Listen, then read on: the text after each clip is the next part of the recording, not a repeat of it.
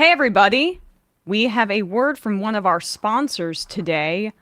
You know, it's difficult to find things to wear to work. I think it's mostly difficult, really, to find clothes that travel well, that don't get all wrinkly, and Rhone is perfect for that for menswear. Men's closets were due for a radical reinvention, and Rhone stepped up to the challenge. Rhone's commuter collection is the most comfortable, breathable, and flexible set of products known to man, and here is why. Rhone helps you get ready for any occasion with its commuter collection, which offers the world's most comfortable pants, dress shirts, quarter zips, and polos. You never have to worry about what to wear when you have the Rhone commuter collection.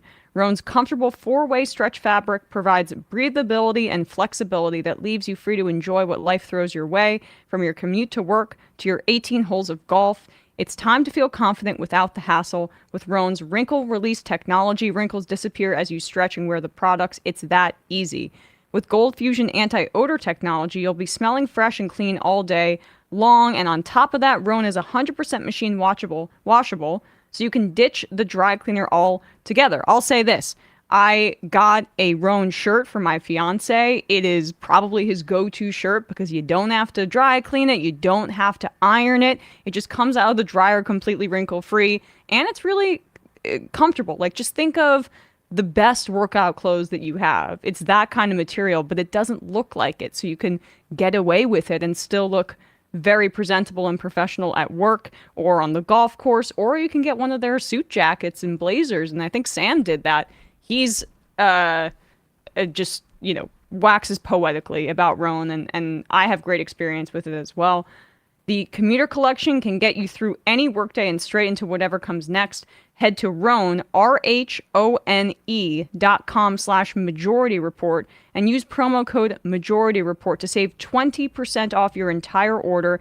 That's 20% off your entire order when you head to Rhone, RHONE.com/Majority Report and use code Majority Report, one word, at checkout. It's time to find your corner office comfort. And now, the show.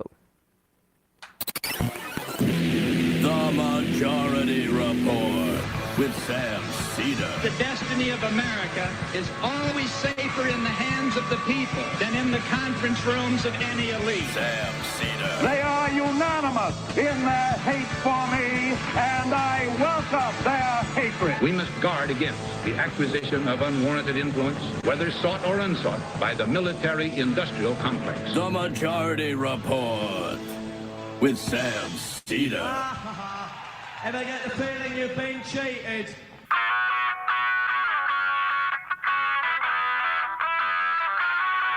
It is Thursday, February 8th, 2024. My name is Emma Vigeland, in for Sam Seder, and this is the 5-time award-winning Majority Report.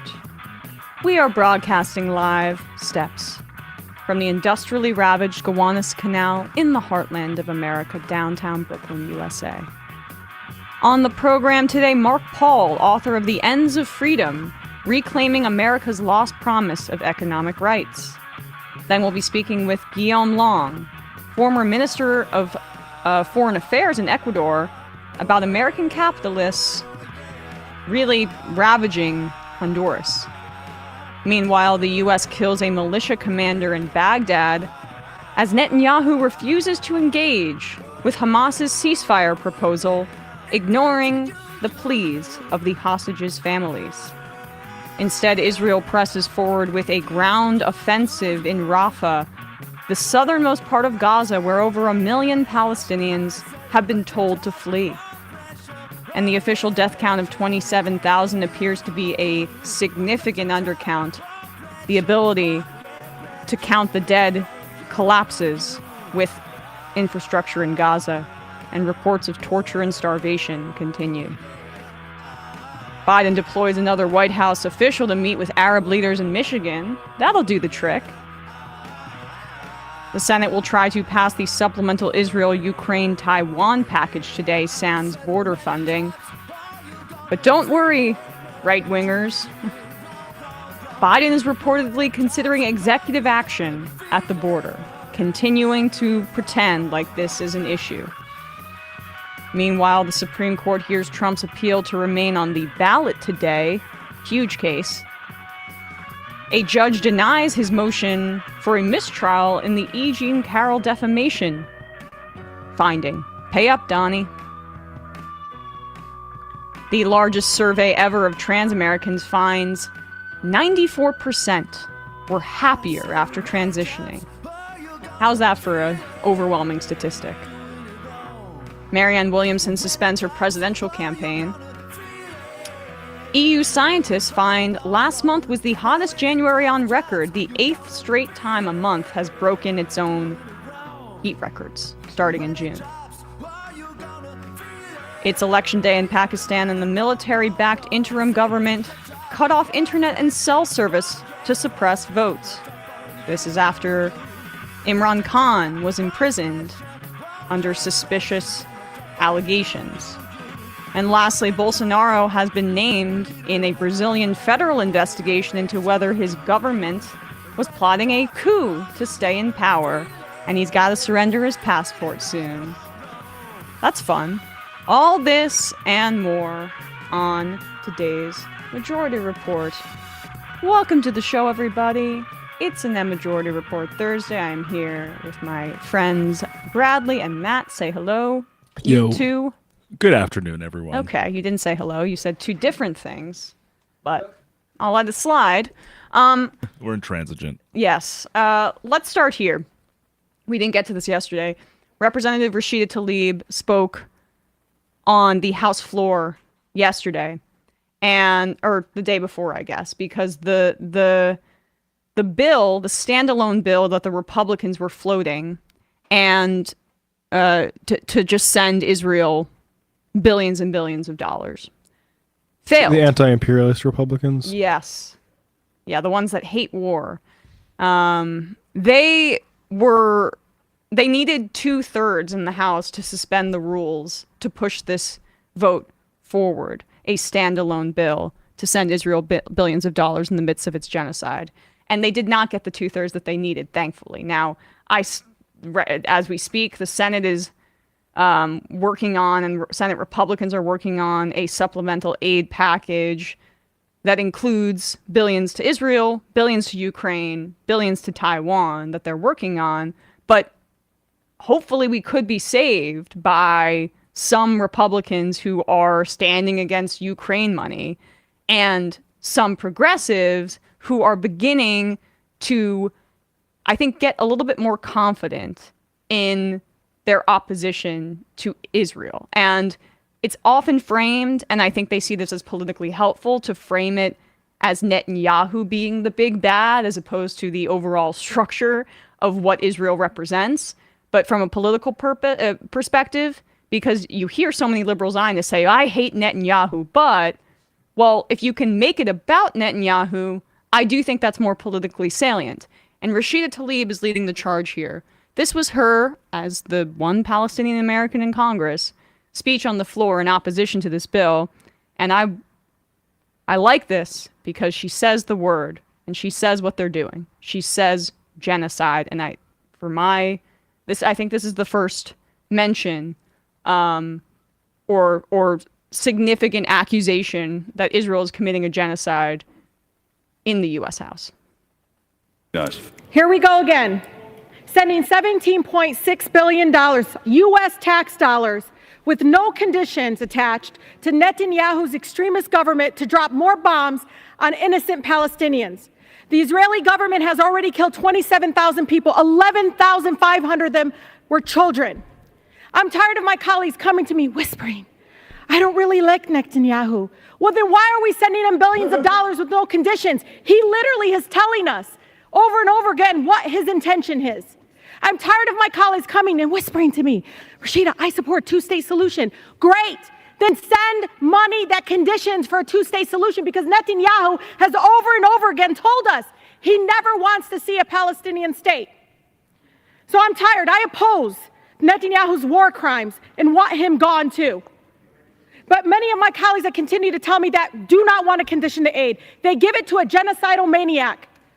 My message to those my colleagues is simple. If you don't support Netanyahu, if you're disgusted by the countless videos of lifeless children pulled out of the rubble, If you actually believe in upholding human rights and international law, vote no on a blank check to Netanyahu's genocide. Gentlelady's time's expired. Thank you. Time's expired, but thank you for getting the genocide thing in there because there are legal definitions of this. You know, it's not just about vibes, it's not just about feels. Genocide has a legal, internationally recognized definition under the Genocide Convention. And as we have laid out many times over in this program, I feel no qualms about calling it a genocide all the time because I want to democratize the power of the word. It's not just something you read about passively in history. It's not just something that has happened before. And it's not just the Holocaust. Like, the Holocaust was distinctly the Holocaust in its effort to eliminate the entire Jewish population, one of the worst crimes in the history of humanity. 6 million Jews killed in the Holocaust and millions of others, Roma, queer people targeted as well. But, like, genocides don't have to constitute the elimination of the entire population of a group. They are marked by Article 2 of the Genocide Convention, and Israel is in violation of A, B, C, and D. I've gone through it before. It's quite clear. They have been in violation of it many, many times over. So this is a moment to keep saying that word, to understand that these words do have meaning. They have meaning under international law, and that applies to everybody, including the top recipient of U.S. military aid. They should have obligations too. And what's so amazing too about this is, even though Rashida Tlaib, I think, is the only member of Congress who is currently right now openly calling it a genocide, the numbers on this are staggering. In 4 months, 49% of Democrats, according to an Economist YouGov poll, believe that Israel is committing genocide in Gaza. That is a plurality. Only 21% reject the genocide description altogether. 30% do not know. And then you see how that support for the genocide description is concentrated. I mean, this is, I really appreciate Jeet here opening his piece the other week with these figures, because it's 40% of Black people, according to this, accept the genocide description, 46% of Hispanic people, and 49% of voters 18 to 29 believe Israel is committing genocide. Plurality positions, as Jeet writes, in each cohort. And the 49% figure, as I mentioned, of Democrats. Democratic voters, the biggest block there, in response, feels that it is a genocide. And so the fact that that is where that is what people believe so quickly, like the conversation about Israel has turned to that, without members of Congress making the case publicly to define that term, shows how obvious this is. How obvious this is. And she's right. Like, I think the fact that there were only like 43, 46, if I recall, Democrats who, can you clarify that number for me, who voted in favor of suspending the rules to push the standalone bill through, and the rest of the Democrats sided with humanity, with Rashida Tlaib, and AOC was on the House floor and had a strong speech as well. Rashida Tlaib is right that there are whispers, and there are Democrats that are terrified of AIPAC coming after them, that are talking to her behind the scenes and trying to, say, well, I stand, like, being very, very subtle about it. How pathetic. But it's pathetic, as she says. How pathetic that you are an elected member of the United States of America and you're afraid of this. What should be a rogue state, what should be a prize state, but that is actually a favored nation to get our bombs and our lies across the world. It's supremely pathetic. And I wonder about these people who say, I don't like Netanyahu. Like, what? What is it really? Like, you object to Netanyahu, but not actually the fundamental, what about the occupation? Right. What about the settlements? I mean, a two-state solution. Like, do you really think the obstacle is the Palestinians? Like, this is infantile. Netanyahu rejected basically the very reasonable Hamas ceasefire proposal out of hand. where there would be 3 separate phases of full hostage returns and then an exchange of Palestinian prisoners and a ceasefire. He basically said no categorically to it. And that's just not I know that like whatever Netanyahu's approval is like 15% or something in Israel. Whoever's going to come in his place, they won't have the added pressure of like his entire political career is based on continuing this war, but they will still be genocidal because the support right now among the Israeli population for this crime of genocide just miles away from where they live. I mean, this is like the level of indoctrination that we're talking about here and propaganda. Look at the polls. Like, Israel, like 90% approve of the bombing, more, and then of the remainder, more think that there should be more than less. Exactly. This has to come from the outside, from pressure from the United States, removing funding unequivocally, and I mean, conditioning it is not enough. But that's where like our discourse is right now. We are so behind where the Democratic voting base is on this right now. And it's because of AIPAC. It's because of money in politics. It's because of fear. It's because of all of these things. And just like a general anti-Arab racism that is so pernicious and so widely accepted in our culture. It's astounding to me. It really is at this point. But more Democrats. Let's go. Start to say these things publicly, because history is not going to look kindly on this moment. Clock's ticking. Yep. JR in Philly says Bernie called for cutting funding on Seth Meyers' show and got an ovation from the crowd. Yep. I mean, I saw that too. And good for Seth Meyers, because I don't think any other late night hosts are like even talking about Gaza. It's all Trump stuff, right? I don't watch that, but I would imagine that's the case. Sounds like you're so fantastic. I don't know who you're being. Jimmy Fallon. Oh, yeah. Dear God. Like, he's the last one. I mean, he's still on air. I guess. God, how... 14 years, 15 we've really years fallen far from like the Johnny Carson, Dave Letterman era of Conan. We used to be a country. I mean, there's more than 4 channels now. Yes, I know, but like that like sacred space of fucking. It's degraded so much. It's become so corporate. It's degraded, decadence. Yep. All right. Well, anyway. Gotta return. Anyway, go on. Now that we've gotten that out of the way, I want to give you a word from our sponsors, and then we will get into we will speak with Mark Paul about his book, The Ends of Freedom: Recovering America's Lost Promise of Economic Rights. But first, I had been struggling to find a cereal that wasn't horrible for me, but that didn't taste like cardboard. And then I found Magic Spoon through starting on the show and through Sam having it here all the time. And then I started, I'll take a box home. Oh wait, now it's time for me to order one. And in the spot like a few blocks away from me, they have it in the store. So I am a Magic Spoon convert for sure. It has reinvented your favorite childhood cereals to taste great, but each serving contains 0 grams of sugar, 13 to 14 grams of protein, and 4 to 5 grams of net carbs per serving. It is keto-friendly, gluten-free, grain-free, and soy-free. It's a way to relive those moments watching your favorite cartoons, but it's just 140 calories a serving. Not all that gunk. They have flavors like cocoa, fruity, frosted, peanut butter, blueberry muffin, maple waffle, honey nut, birthday cake, that one is pretty good, chocolate chip cookie, cinnamon roll. They offer, Magic Spoon offers treats, which are the perfect on-the-go snack as well. They're just like marshmallow treats you had as a kid, but only 1 gram of sugar and 1 to 2 grams of net carbs, and they're packed with 11 grams of protein per bar. Those treats come in 2 flavors, marshmallow and chocolatey peanut butter. I mean, when you need a snack, protein, some energy, it's the perfect treat, and it also satisfies your sweet tooth without all the horrible side effects of actually consuming tons of sugar.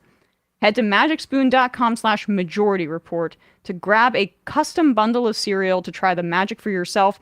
And do not forget to add their delicious treats for on the go. Be sure to use our promo code Majority Report, one word, at checkout to save $5 off your order. And Magic Spoon is so confident in their product, it is backed with a 100% happiness guarantee. So if you don't like it for any reason, they will refund your money, no questions asked. Remember, start the new year off right with a delicious bowl of high-protein cereal at magicspoon.com/majority report. Use the code majority report, one word, to save $5 off. Thank you, Magic Spoon, for sponsoring this episode. And I'll add, if you want to get a good start to your day, protein. Protein's good, and this is a great way to do it. And lastly, as the new year unfolds, it is time for us all to pause, take a collective deep breath, and if you find yourself with lingering thoughts and a sense of anxiety or stress, if you're someone who covers the news every day and it's very depressing, discover how Calm can help you dedicate a few minutes each day to unwind and find relaxation within yourself.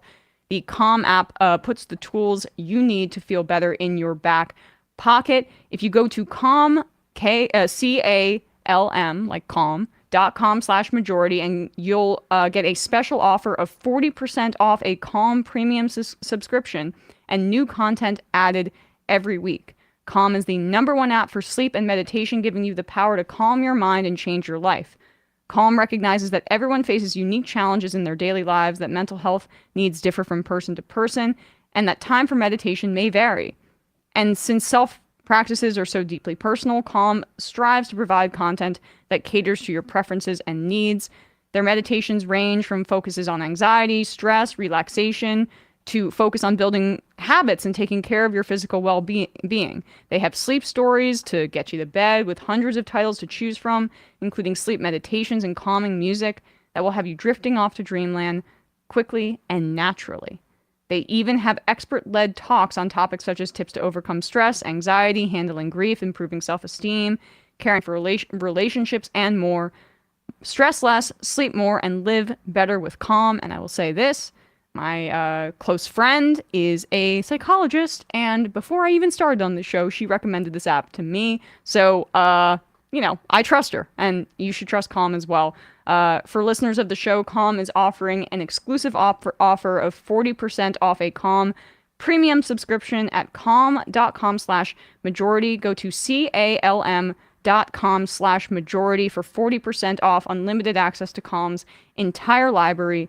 That's calm.com/majority. All right, quick break. We'll be right back.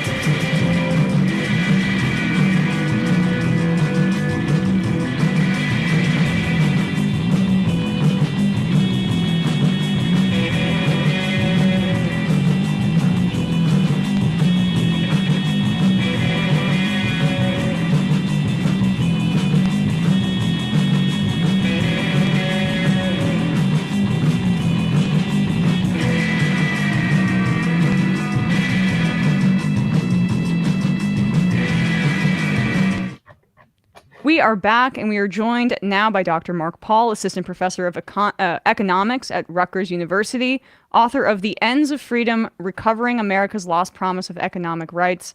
Mark, thanks so much for coming on the show today. Great to be here with y'all. So I mean this as a compliment. Your book does not necessarily read like you are an economist. Thank you. Yeah, it centers around this call for an economic bill of rights. But most economists I found treat like economics as this science, as something fairly distinct from society, and your book makes it makes the opposite pitch essentially. And it's about what it means to truly be free and to truly have rights in America. Just I guess talk a little bit about the fact that you're an economics professor, and this is not necessarily the typical book that your field kind of produces. Yeah, I think that's a great way to kick off this conversation. Let me start with how I got into economics, because I don't know about you, but like when you ask your average 5-year-old what they want to do when they get older, they might want to be a nurse or a teacher or a doctor. I wanted to run an aquarium. That was always my dream. Didn't quite shake out. But, coming out of high school, I actually went to culinary school and I worked in kitchens all through high school. And that's what initially got me interested in economics. It was working in the back of the house in restaurants, largely along the line, on the line with immigrants who had been working their ass off 50, 60 hours a week, every single week for a year in and year out. And maybe they worked up to making $14 an hour instead of $12 an hour, but they certainly weren't living that American dream. Then comes along the 2008 financial crisis, and I just saw it bring not only my family down to their knees, but tens of millions of Americans lost their homes, their jobs, and everything they had worked tirelessly for. And I was just sitting here scratching my head thinking, how could this thing we call the economy ruin so many lives? And that's when I began my study of economics, not because I was passionate about supply and demand, but because I cared about people and I cared about people having quality livelihoods. And so that's really what brought me to studying the questions of the economy. And what set me forth on my book was, realizing that, hey, we live in the richest nation to have ever existed. If we distributed wealth equally, each of us would have more than $500,000 in our bank accounts. If we distributed income equally, each of us would have about $100,000 a year on top of that coming in every single year. Now, we wouldn't be living the Jeff Bezos life, but we'd all be doing pretty damn well. But of course, we know that's not the society we've built. That's not how we've chosen to organize it. So I wanted to better understand, how are we so rich, yet we still have 40 million Americans in poverty and another 100 million Americans a step away from poverty? And how are we so rich, but we can't solve our basic needs, like providing people with healthcare and education and housing? And what would it actually take to fix those societal problems? And by centering human beings rather than how do we increase this thing we call GDP, I think that the book takes a much more realistic and human approach to thinking about the economy than what most readers would typically expect from picking up an econ book. And I guess this is the societal ills. You can boil it down to unfettered capitalism, right? I mean, I that is a way to simplify it to a degree. But what I love that your book does is you kind of incorporate some political theory into it when you're speaking about the nature of rights in this country. Our Bill of Rights is so focused on negative rights, which is a libertarian conception of rights. It's free. Think of it as freedom from something, right? And I remember studying this in school. And if you're a little bit more focused on providing for the general welfare of people, you're going to be focused on positive rights. Not freedom from something, but freedom to do something or to be able to live your life in a certain way. And you talk about this early on in your book, if you don't mind fleshing out that concept for people. Yeah, it's really fascinating to me because we all learn the history of America, and we learn that the Bill of Rights is core to who we are as a people, and that's true. But it's only part of the story, and what we fail to really develop in our middle school and high school education is realizing that the founders were far more complex thinkers than what we learn them to be. In fact, many of the early founders, people like Thomas Paine, Alexander Hamilton, argue not only for negative rights, but also these positive rights that we as members of society should be entitled to things like education, housing, employment opportunities, and the like, to be fully participating members of society. What's really interesting is that this was also a core demand of the civil rights movement. Martin Luther King, for example, fought tirelessly, of course, for the Voting Rights Act and Civil Rights Acts. But after those were passed, he pivoted his attention full time to focusing on economic rights. Why? Because for many of the founders, as for King, as for me, political rights, social rights, reproductive rights, for example, these crucial rights are in isolation insufficient to provide people with meaningful freedom to do and be what they have reason to value. That's the ultimate goal, to help people be able to live free lives where they can actually have real opportunity and choice in the type of life they build and structure. If they actually want to go become a teacher or go become a cook or whatever it might be, host a radio show perhaps, but but we need these positive rights, and these positive rights is the state saying, we promise to give you these basic things to develop yourself as a full person. And the positive right we're most familiar with here in the United States is a K through 12 education. Every state has enshrined in its constitution that people have the right to an education. I grew up K through PhD in public schools, as a matter of fact. And that public school system that I didn't have to pay for is precisely what helped develop me, both as a voting citizen and as a member of our society, but also as a thinker and somebody that's then able to go out and write a book and think about how do we improve the society we live in. But when kids go to school, right, they don't have to go show a receipt that they paid to enter the door, right? They just have a right to enter that public school and to receive that education simply by living here in this, country. And so I think it's up to us to think about what are the other rights necessary. We know that these political rights that we have aren't sufficient, right? What are the other rights necessary? And what I try to argue is that economic rights, such as the right to a job, the right to healthcare, the right to housing, which we can get into more detail later, are essential for us to fully realize our political rights. One of the political theorists who works on this, Isaiah Berlin, who kind of coined this conception of positive and negative freedom, talked about how to simply provide somebody with negative rights is to mock their condition. That if all you have is negative rights, the Bill of Rights is meaningless, essentially, if you're starving or if you're homeless. What good is that piece of paper to you if you can't meet your basic human needs? Right. And it's the Bill of Rights being basically primarily concerned at that point with tyranny and things like that, ends up in a structure of what is guaranteed to us that is heavily individualist. And in a modern society and under capitalism, it's insufficient to provide people with their basic needs, as you laid out with those statistics, and just like with everybody's everyday reality.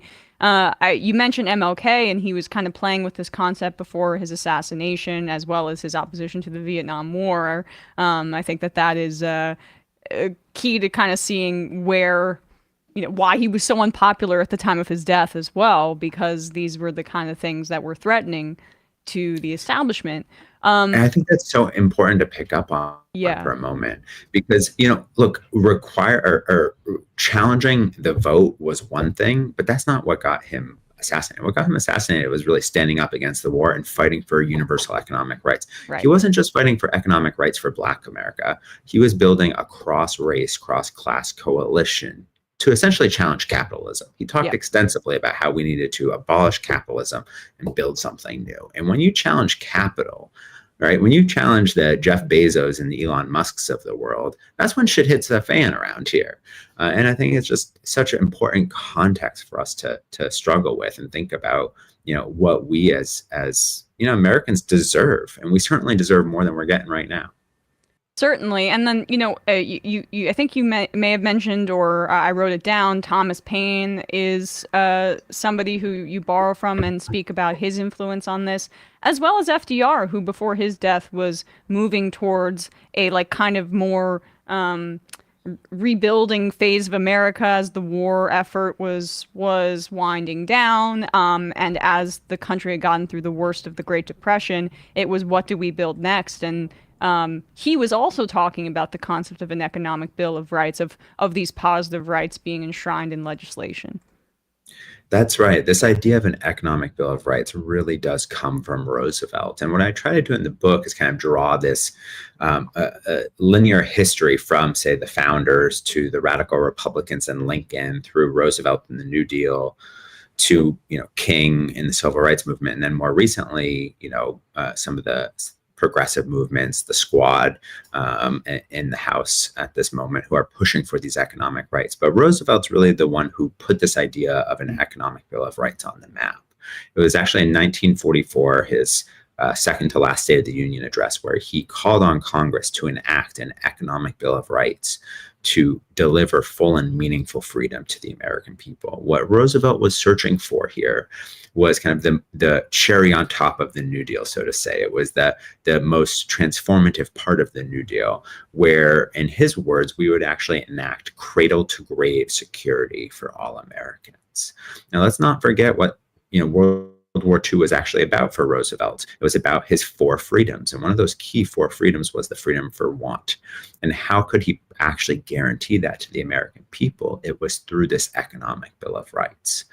Unfortunately, when Roosevelt passed, Harry Truman at the time was his vice president, and Truman was far from anything we could call a progressive. I think this is one of the biggest mistakes Roosevelt made in his career, was to allow Truman on the ticket rather than to keep Henry Wallace, who was a staunch defender of economic rights, on the ticket, who I do think the future of the Democratic Party in this country would have been fundamentally different had that change not occurred.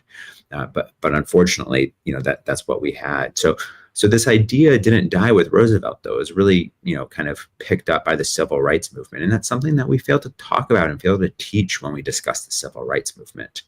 In fact, even after King was assassinated, the idea continued on. It was his life partner and intellectual partner, Coretta Scott King, who continued to fight for these economic rights.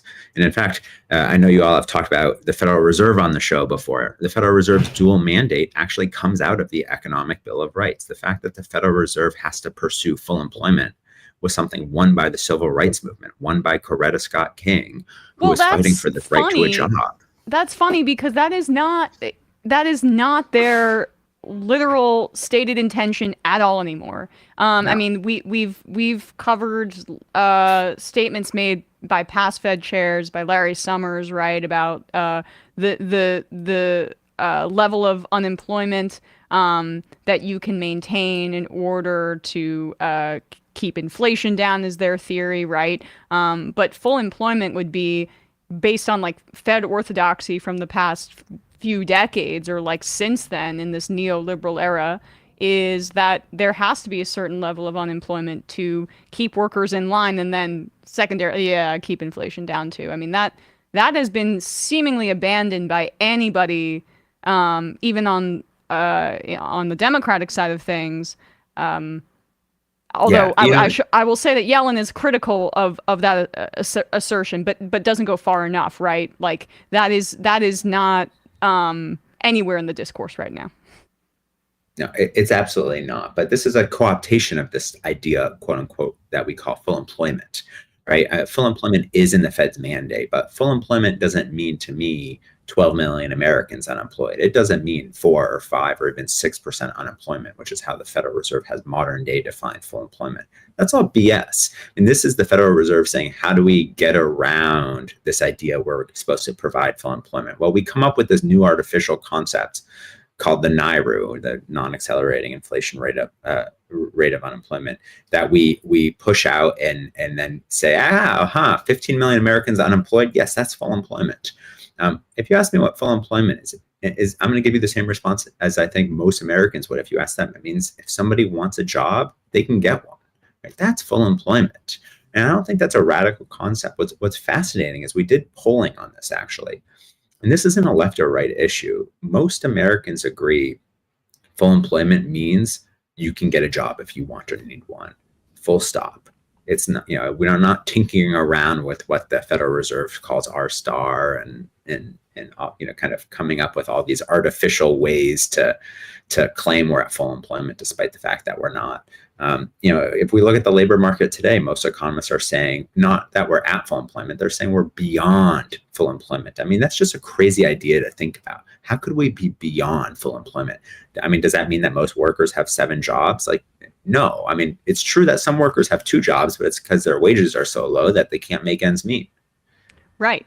And the jobs guarantee, this is, I guess, kind of moving to part 2 of your book, where you lay out your vision for an economic Bill of Rights, and the right to work is one of them.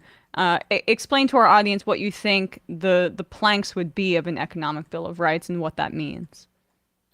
Sure. So, there's a number of planks that I lay out in the book, largely drawing on Roosevelt and then kind of updating it here for the 21st century. The most important one, and the one that I start with, is this idea of a right to a job. It's that any American willing and able to work should be able to access a job, but not any job, a job that is paid a meaningful and living wage. And so this would actually set a real floor in our labor market, right? If you think about it, the labor market today, a lot of people think we have a floor in the labor market because we have a minimum wage. But there's no minimum wage that applies to unemployed workers. They don't get to access that minimum wage. So a job guarantee would say that the government is willing and able to give anybody who wants a job one. This would radically change the labor market for so many reasons. Not only would it eradicate unemployment once and for all, it would also help eradicate poverty wages. I mean, in many states across the country, the minimum wage is still well south of $10 an hour. People cannot simply live on that. I don't even think anymore $15 an hour is sufficient, not with the other demands that we put on people like rent, utilities, and healthcare costs and the like. So, this notion of a job guarantee, though, not only helps there, but it also really empowers workers in crucial ways. If you have a boss who is abusing you, verbally, sexually, etc., you actually have a real fallback position. You can actually leave and go get a job where you're not going to be harassed and mistreated. If you're a group of workers thinking about going on a strike, and all of a sudden, your firm says that they're going to close down your factory or your office building if you strike, and you're going to all be out of a job. Again, this is a type of institution that workers know that they will have a job opportunity waiting for them if something like that happens. So it really changes the scales of power. For listeners who might think, this is a little bit pie in the sky, I just want to throw out two pieces of information. One is the vast majority of Americans actually support this idea. Again, we did polling with Data for Progress and found that most Americans, in fact, over 80% of Americans, support the idea of a job guarantee, including most independents and Republicans as well. The second thing is that we've basically done it before. During the Great Depression, the Roosevelt administration started something called the CWA, which was the predecessor of the WPA, which most listeners are probably familiar with, the Works Progress Administration. Within 2 months, they employed 1 in 10 workers. That's not 1 in 10 unemployed workers. They employed 1 in 10 of all American workers, putting them to work doing socially meaningful things, be that planting trees, constructing schools.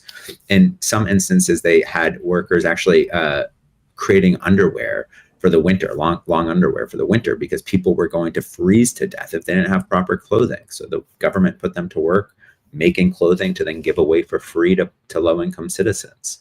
I challenge each and every one of us to walk around your community and think about, if we had actual workers, what could they do to improve our community? And there's going to be a long list of improvements. I know that for sure. Yeah, and that is it also plays into like the deep puritanical notions that we have in this country about the moral failings of people not working, right? So that undercuts that argument right on its face. You also talk about right to housing, right to an education, which you mentioned earlier, but then extending that, of course, through college, right to healthcare, single payer, right to basic income. So there's a UBI element too. I guess let's touch on that, because often when you hear about these thoughts, these ideas played around with by academics like yourself, I usually see it as either or, a jobs guarantee or a UBI, but you have both. Yeah. So I think when people posit these things as either or, they have a failure of their imagination to think about how do we fundamentally restructure not the safety net of this country, because I think that's wrong, but the well-being state. That's what I like to call it. How do we actually restructure the well-being state to make sure that each and every one of us is taken care of? I think that's the world that we really want to be working towards.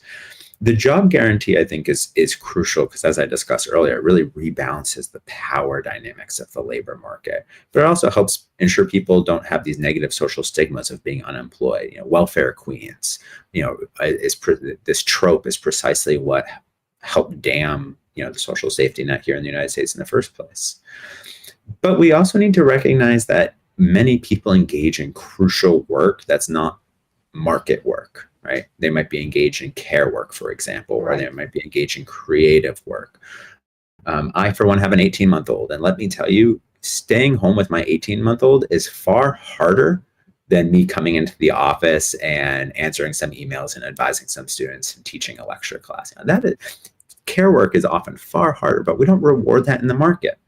And so we need these two things to go hand in hand. They actually complement each other, precisely because some people shouldn't be heading into work. Some people might choose to take care of a young one, a sick loved one, an elder family member. And to combine these two ideas together is what gives people the actual freedom. You the opportunity to say, hey, I'm going to send my child to daycare and go to work. Or, hey, I would like to stay home with my child who is under 2 years old and help them develop and flourish and grow as a person. And I'm going to collect that basic income to help take care of us during that time. So it provides people with real choices. And I think that's what this is about. We have this, artificial notion that negative rights plus access to the market gives us choice.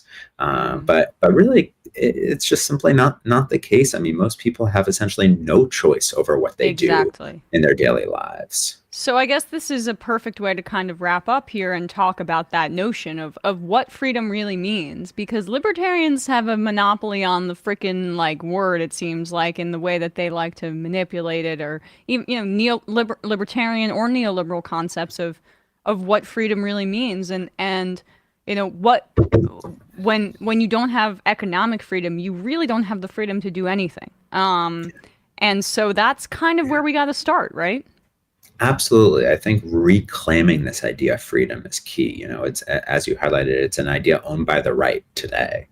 But one thing I just want to point out is that, the current system we have fails to deliver negative freedom, right? Even according to their own definition. Let's say we buy their definition, which I don't think we should.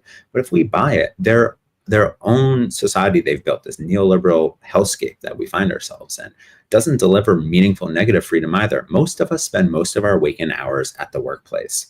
Workplaces are essentially mini dictatorships. We don't have freedom in the workplace, right? We are told what to do, when to do it by our bosses. That's why we have bosses. Elizabeth Anderson's work on this is just excellent. She calls it private government. And so most of us are spending, our time and receiving our wages based on what our mini dictators, our bosses, say we deserve and decide what we do with our time. So even accepting that, I think we're failing. But I don't think we should. I think we need to work on building a richer, more meaningful idea of freedom. I think this is one reason why people are so up in arms over the current presidential election, for example. President Trump is a dire threat to democracy. Democracy is a cornerstone of freedom. I do believe that.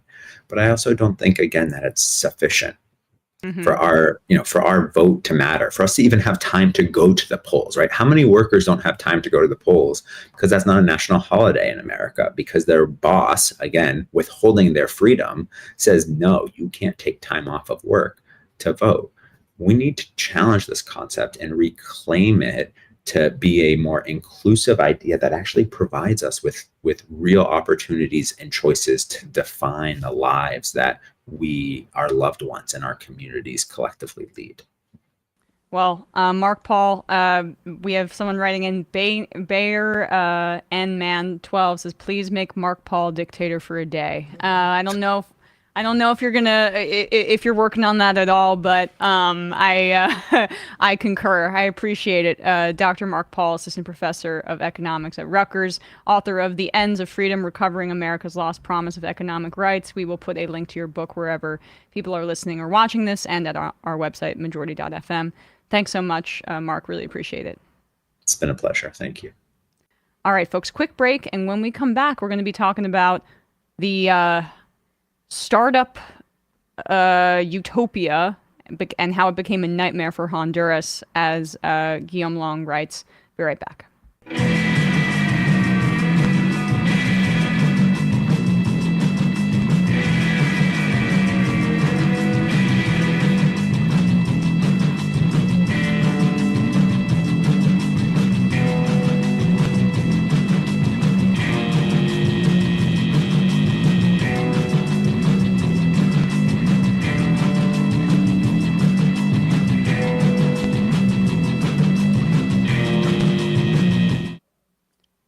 are back, and we are joined now by Guillaume Long, former Foreign Minister of Ecuador, Senior Research Fellow at the Center for Economic and Policy Research, author of his recent piece in Foreign Policy entitled How a Start-Up Utopia Became a Nightmare for Honduras. Guillaume, thanks so much for coming on the show today. No, thank you very much for having me on the show. It's a pleasure. Likewise. Before we talk about the specifics of your piece and just, how seriously dire these kind of like economic development zones are and what it's creating in Honduras, can we talk about the state of Honduran politics, starting with the coup in 2009, and how we got to this particular point?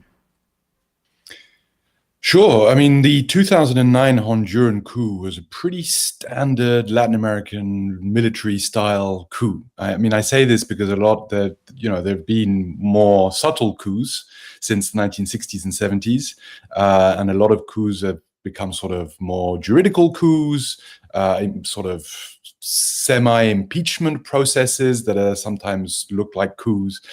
This is not the case. This is a classical military coup in which the Honduran president back then, Mel Zelaya, was sort of, whisked away in the middle of the night in his pajamas, actually, via a base with U.S. military presence, in fact, and taken out of the country and then replaced in what was, a violent process, which was followed by violent repression of protesters. It was an old-fashioned, violent military coup. I mean, then you had civilian leaders, so it was kind of whitewashed through this. But it was a coup recognized as such by the international community, certainly by the different regional bodies in Latin America.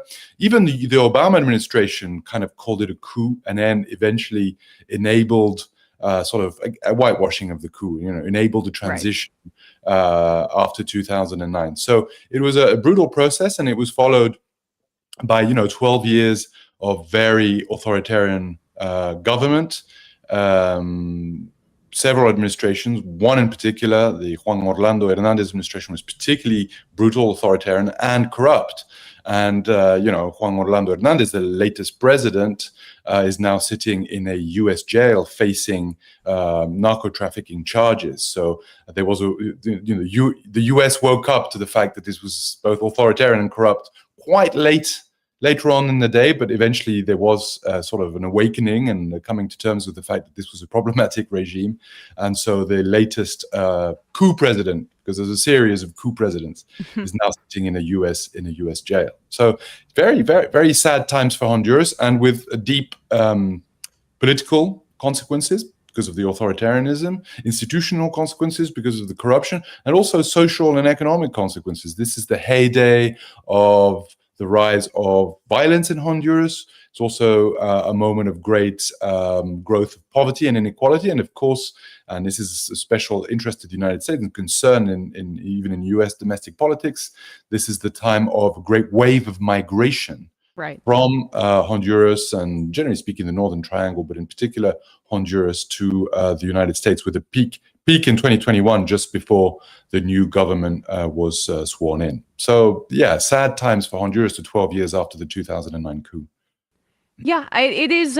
It is something that we in American politics mostly don't reckon with, the fact that coups or destabilization that we support in Latin America results in migration. I mean, like the influx of Venezuelan migrants amidst our crushing sanctions on that country is a big part of why we see some of these migrants coming over.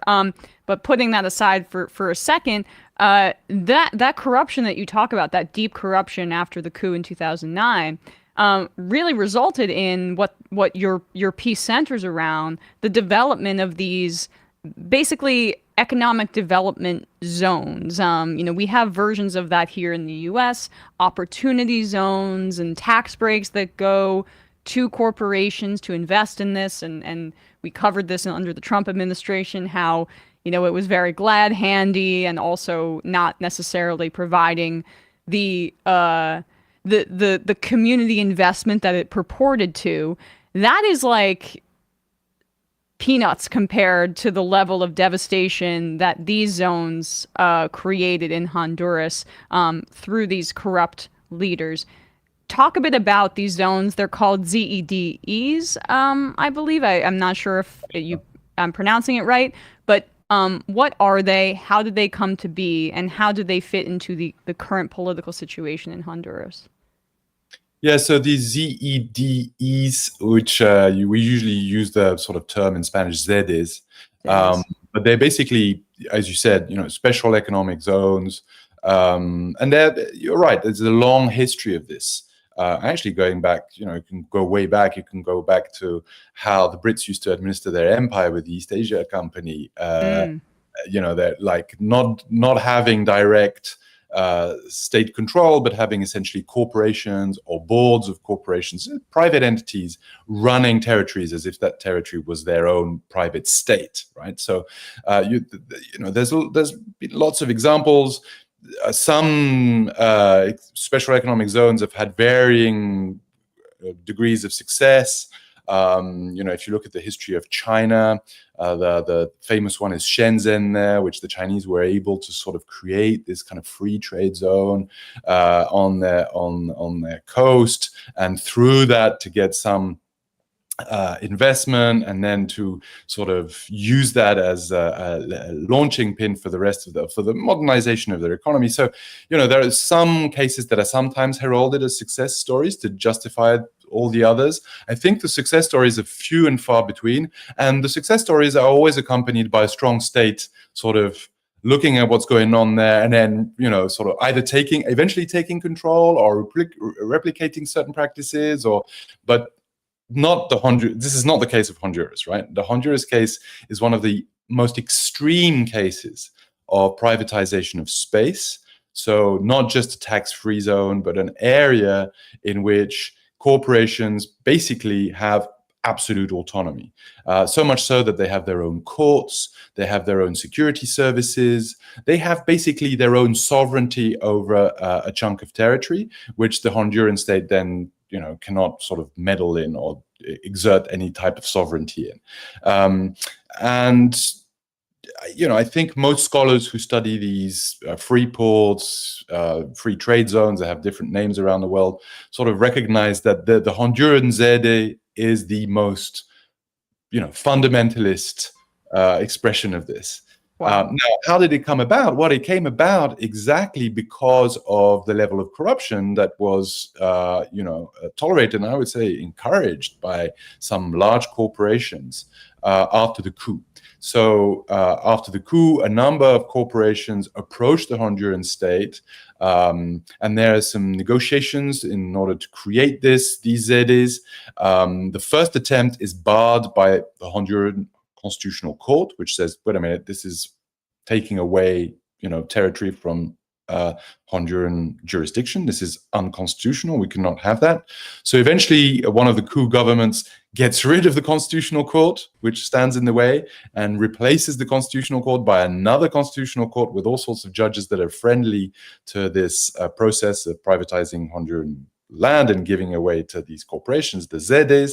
So you can see here that these corporations have been accompanying the process all along, for over a period of 10 years, until finally they get these Zedes passed, and they get given this piece of land to sort of play with and create their own. The word charter city is often used.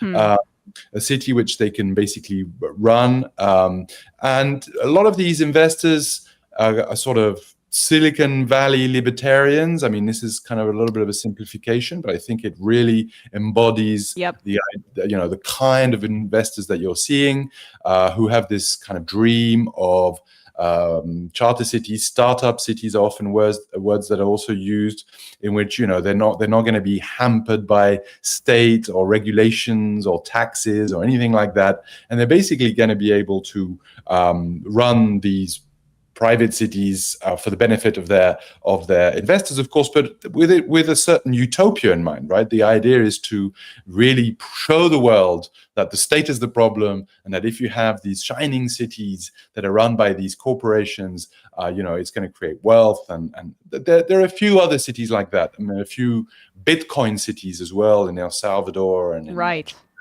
So it's part of that family, and it is is what happened in Honduras. I mean, 3 such places, 3 such Sedes were created.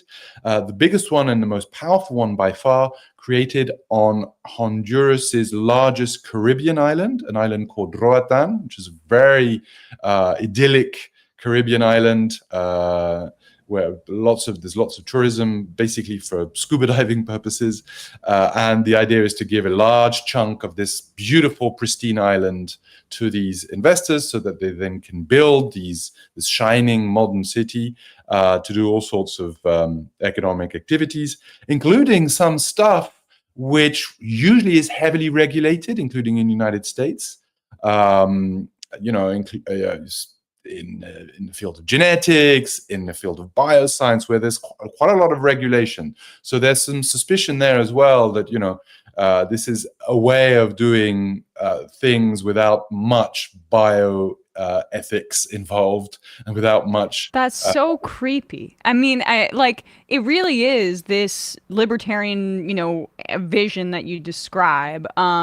And one that, unfortunately we are seeing in El Salvador, but this is just carving up Honduras to give to like US investors and capitalists, regardless of the displacement that it creates, or regardless of like the scarcity of resources that it engenders when you just decide to give away parts of your country to rich guys so they can do their little weird experiments.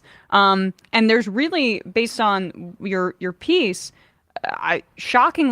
not shockingly, I guess, when you realize who's writing these laws and stuff, but there's very few mechanisms for recourse, for challenging them in any meaningful way. Can you talk a little bit about that impact?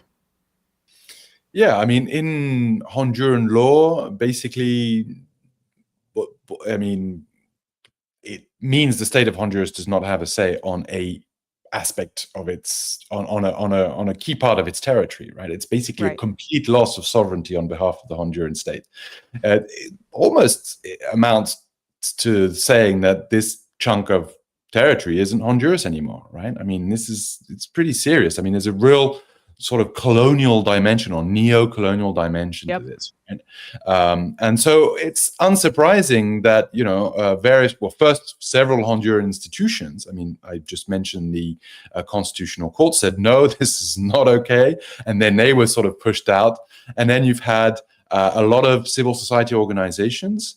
There was various civil society organizations, in fact, came together, including indigenous movement. I mean, that the region where the largest ZED is being constructed is in the Caribbean, so mostly sort of Afro-Caribbean organizations as well getting involved to protest this. Typically also and arrogantly, the corporation arriving on the land that it's been adjudicated, it's been basically given to create this new state, and then also starting to have a conflictive relationship with the local inhabitants, right? Local inhabitants first being told there's going to be a big sort of touristic resort built on their land, and then little by little they realize that the land's being gated, the land's being privatized, social services are now being privatized. There was a big problem with access to water. So starting very soon, you see the Zedes starting to have real, tangible impacts on local inhabitants, and local inhabitants fighting back, protesting, and this coming to, I mean, basically people saying, no, we don't want to be, we're Hondurans, don't want to be part of this crazy dystopian process. Yeah, utopian for the capitalists there, but what's also interesting to me too is that the current president, the first female president ever of Honduras, Castro, is ran in opposition to these, so it's become quite politically salient within Honduras, and has, as a kind of a center leftist, vowed to take them on. And it seems as though there is like an international kind of court system, the ICSID that you write about, I believe, where there's arbitration and potential for some sort of recourse. And even the United States, like Elizabeth Warren, has spoken out in opposition to these kinds of zones and zetas in this instance. What is the status of Honduras's efforts under this new president, fairly new president, to push back against this? So you're absolutely right. I mean, the current president, who's sworn in 2022, the first female president of Honduras on a broadly sort of left of center platform, campaigned in 2021 against these ZEDs. I mean, the no to the ZEDs, literally, that was the slogan, was featured quite prominently in her campaign, right? So when she arrived in power, she said, okay, now we're going to dismantle these ZEDs. First of all, they were unconstitutional and corrupt and all these things we just discussed. And secondly, this was a key message in my campaign, and therefore people have voted for this, and we're going to dismantle this. And surprisingly, Congress voted unanimously in favor of repealing the ZEDs law. Even opposition parties, some of them had actually been in favor of the ZEDs, I think started coming to terms that this was unacceptable, that the Honduran electorate had voted massively against this, that this was extremely unpopular. And in her, let's say, early months in power, in the honeymoon period, she got this unanimous parliamentary vote against the ZEDs and repealed the law. But the investors have said what you've just presented, and they've said, but we are going to take you to court now to this thing called ICSID, which is an international investment state dispute settlement mechanisms, of which there are many in the world. This is quite techy, but I think it's good for your audience to understand, very broadly speaking, what it means. These are arbitration mechanisms when a state and a corporation have a dispute. So when states and investors have disputes, there are treaties that are signed between states that these disputes are not settled in the courts of the countries where the investment happens. This was one of the big things of the sort of neoliberal heyday of the 80s and 90s, I would say, of the Washington Consensus. We often talk a lot about, the privatization, the rolling back the state, the putting an end to the large state. But one of the things, and free trade agreements and all these things, people, I think, and deregulation, people understand this. But what sometimes people don't understand, this came hand in hand with investment state dispute settlement mechanism, what is often called, it's very jargony, but it's called ISDS, right? Investment state dispute settlement mechanism. And these are basically treaties that were signed particularly between states, developing countries in the global south, and countries like the United States or European, but also the Chinese and so on. And the idea was, you will get US investment, but first you sign this treaty here so that if there is a problem, then we don't go to your courts in Honduras or we don't go to your courts in Guatemala. We'll go to an arbitration court. And these arbitration courts, of course, are in Paris and London and Washington. This one in particular, ICSID, is attached to the World Bank, and it is therefore in Washington, D.C. Now, these arbitration mechanisms are terrible, because first of all, the state cannot win, and the state cannot take the investor to court. It's always the investor that takes the state to court. I mean, if the state wins, if you like, it's because he hasn't lost. But, in 35% of the cases that are taken to arbitration, the state doesn't actually lose. But in 65% of the cases, the investor wins, and the investor often wins very big. So in this case, against Honduras, the investors claiming, Honduras is in breach of its investment treaties because, we signed these treaties, the United States signed these treaties. So there are several of them, but they're appealing to one that is in CAFTA, the Central American Free Trade Agreement. And by closing down the CEDES and by, repealing the CEDES law, Honduras is in breach of that. Therefore, Honduras has to pay the company in Roatan, the Seder, at 10.7 billion in compensation. Now, 10.7 billion in compensation is a third of Honduran GDP. Honduran GDP is around 29 billion. It's also 2/3 of Honduras' state budget, right? So these are huge amounts, which would clearly make Honduras bankrupt.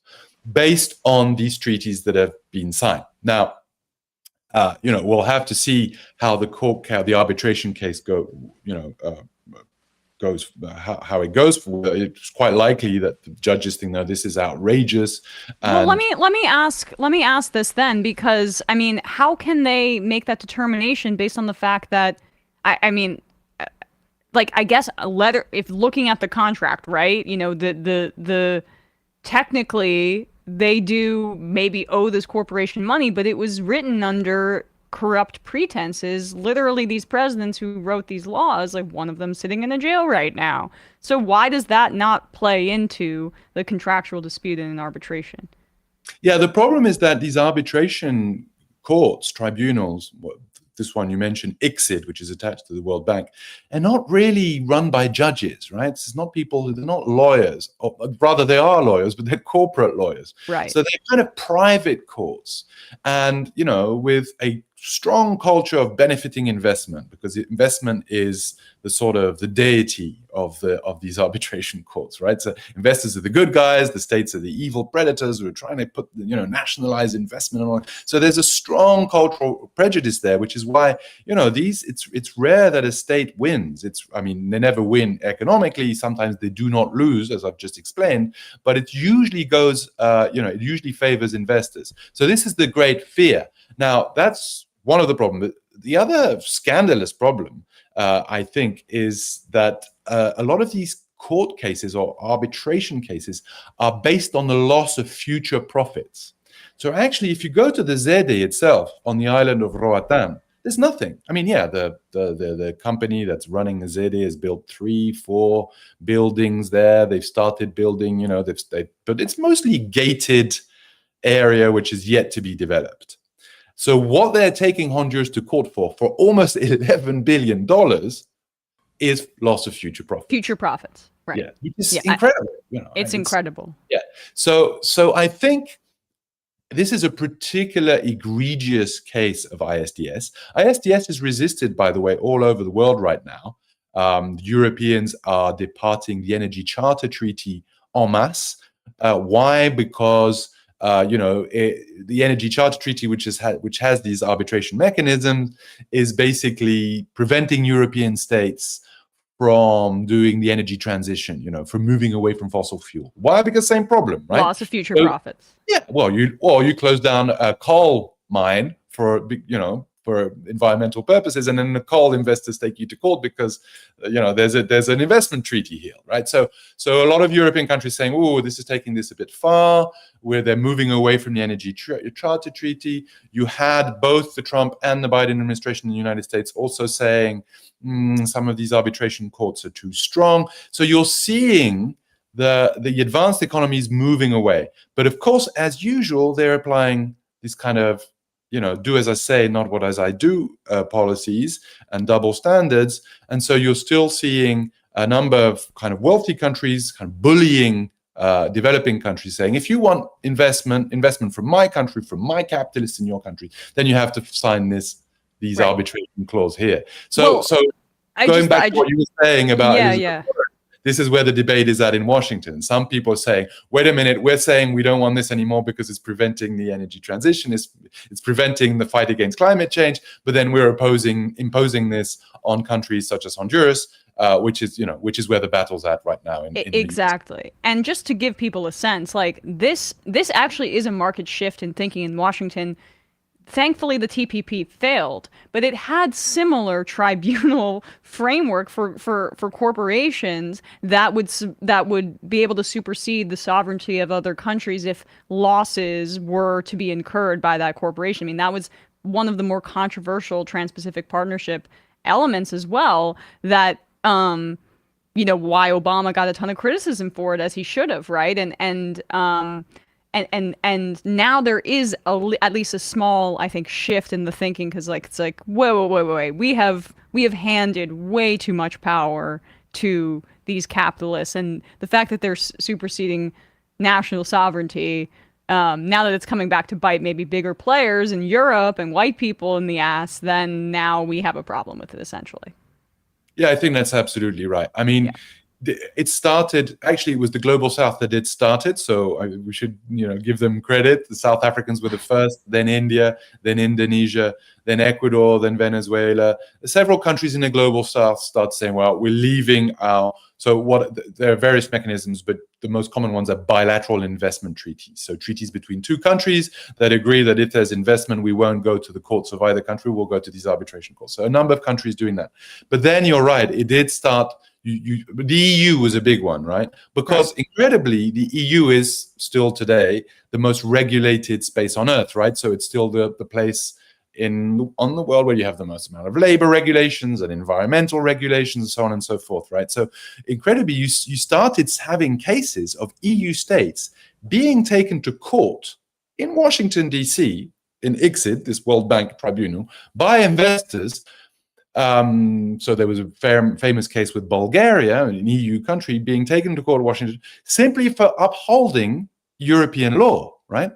European labor law, European environmental law, but because there was a bilateral investment treaty with the United States, the investors was able to say, I don't care whether there's a law. It's not my problem. My problem is you've changed the conditions of the contract, and that is unacceptable. So that created a backlash in the EU. One of the previous EU presidents of the Commission, Juncker, started saying, "Well, this is not right. This is going against the EU."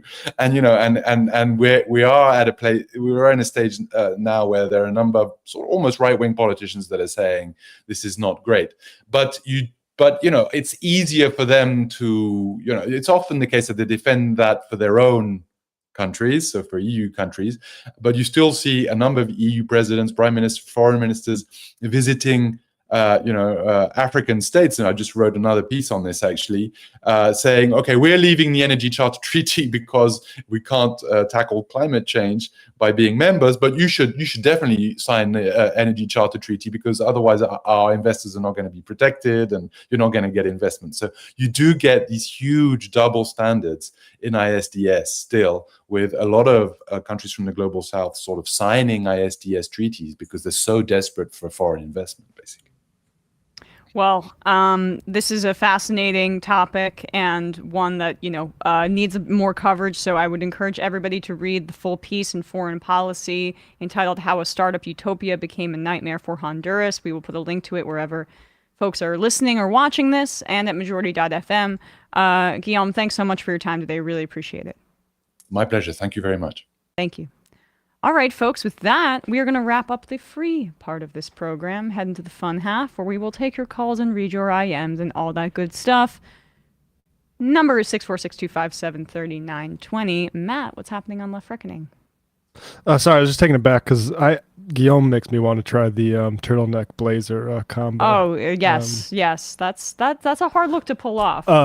For Left Reckoning this week, we actually I need to do a little bit of a membership drive because we did Joe Rogan with R.M. Brown. It did a nice long segment of him talking to Bobby Lee about Bobby Lee's experience as a unwitting propagandist for the state of Israel, getting an all expenses paid trip. And Joe Rogan devolved into talking about how bad Palestinian protesters are.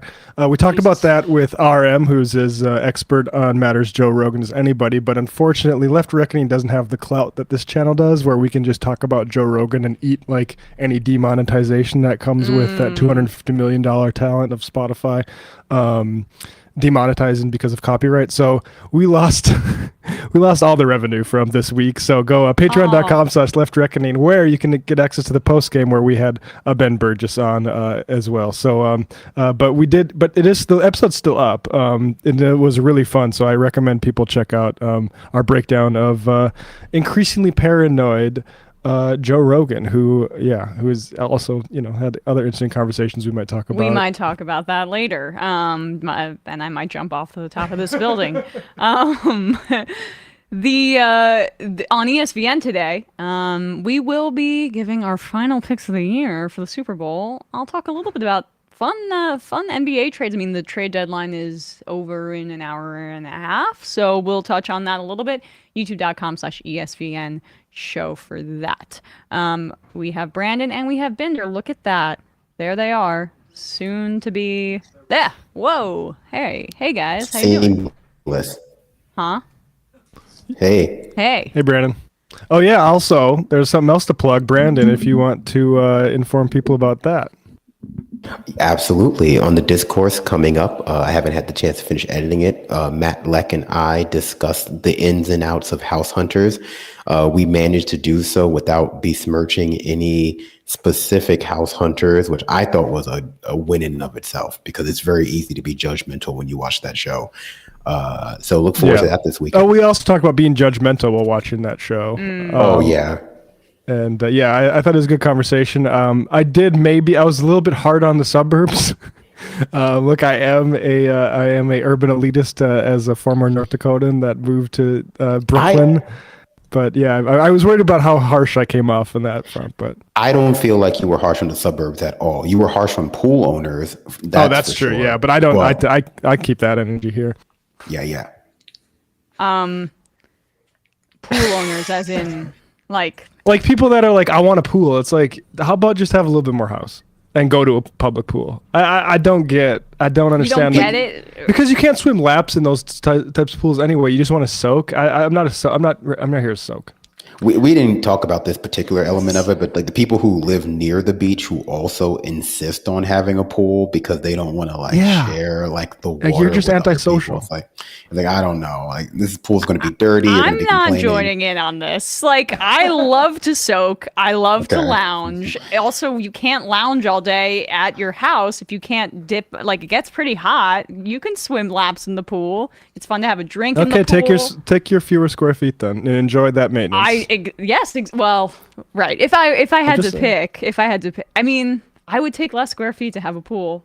Enjoy the maintenance. I would. Go get those leaves out of it. Okay, well, none of this is happening, so I get to... I'm not a pool, so I'll take the extra field space, the grass. Exactly. No. Yeah, exactly. Even grass space I'd rather have for to run around and play touch football or something. Yeah. Yeah.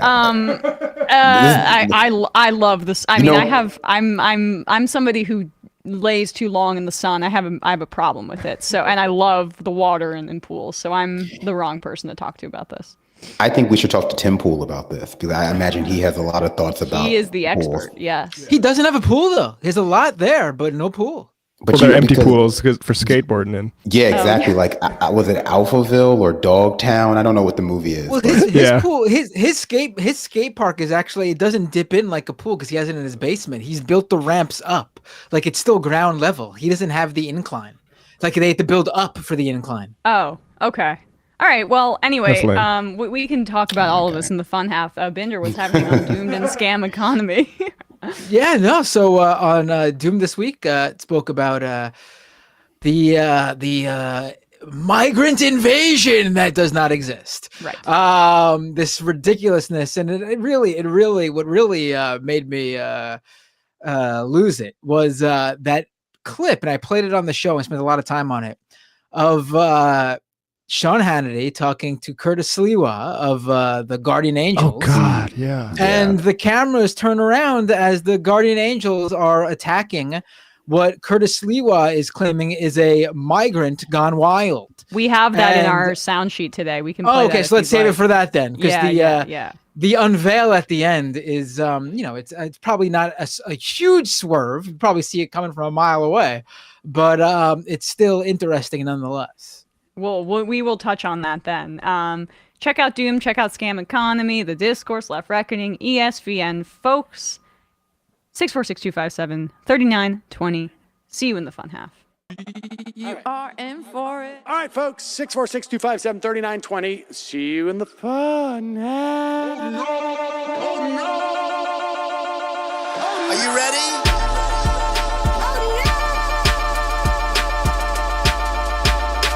Who sent us this? Anarchy. Alpha males are back. Boy is back. And the alpha males are back. Just as delicious as you could imagine. The alpha males are back. Boy is back. And the alpha males are back. Just wanna degrade the white man. Alpha males are back. I take all of it in my throat. Alpha males are back. Snowflake says what? The alpha males are back. You are a madman! And the alpha males are back. no, Sam Seder. What a fucking nightmare. Bring back DJ. Yeah, or a couple of them. Just put them in rotation. DJ Danner. Well, the problem with those is they're like 45 seconds long, so I don't know if they're enough of a break. That's fucking nonsense. You see white people doing drugs, they look worse than normal white people, and all white people look disgusting. And the alpha males. Psych. Fuck them. Fuck them. Snowflake says what?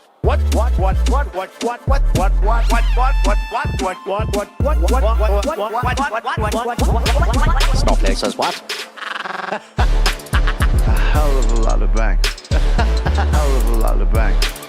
A hell of a lot of bank. Okay, I'm making stupid money. Hell of a lot of bank. A hell of a lot of bank. All lives matter. Have you tried doing an impression on a college campus? I think that there's no reason why reasonable people across the divide can't all agree with this. Psych. And the alpha males are back. And the Africans are black